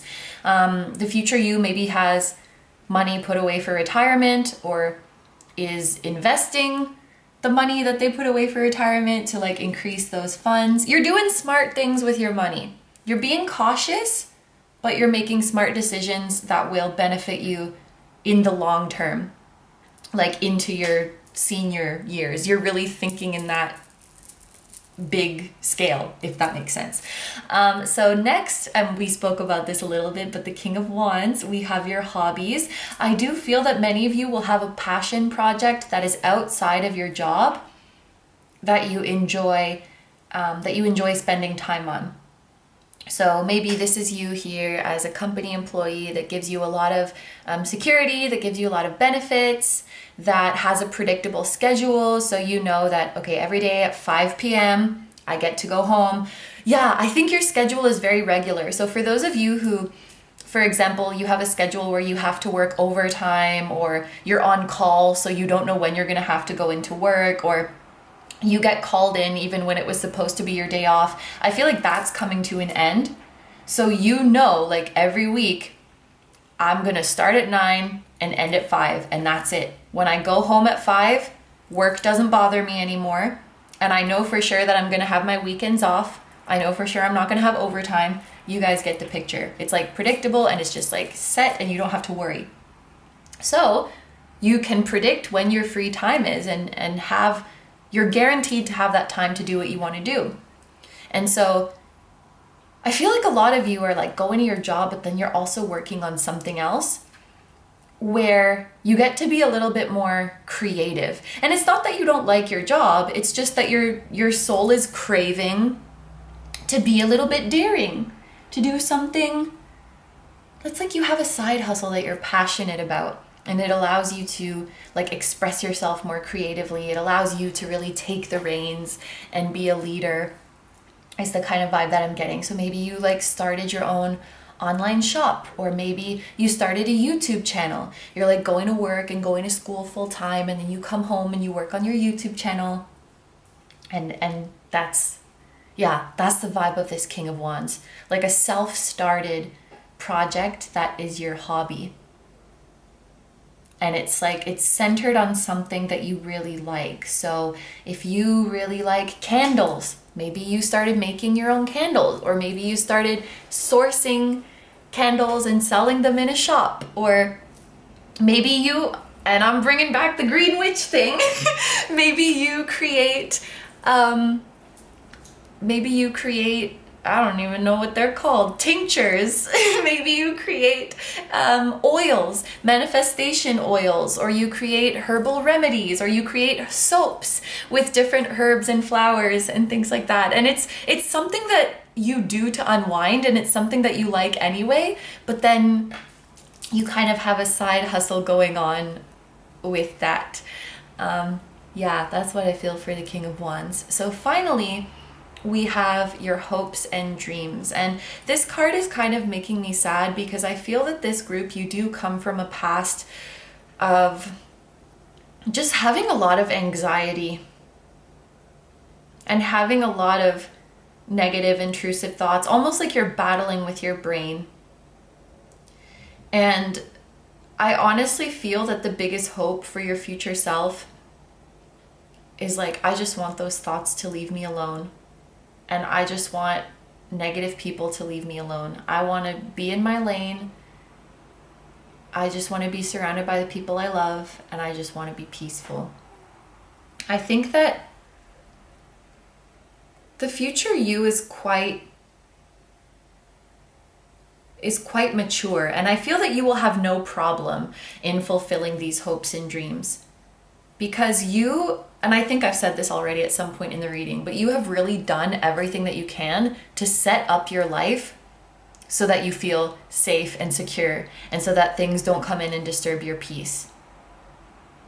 So these are your hopes and dreams, but you've already, the future you has already acted on it. The future you has already made this possible. You know, life is life, right? So you're going to get stressed sometimes. Intrusive thoughts are going to come sometimes. But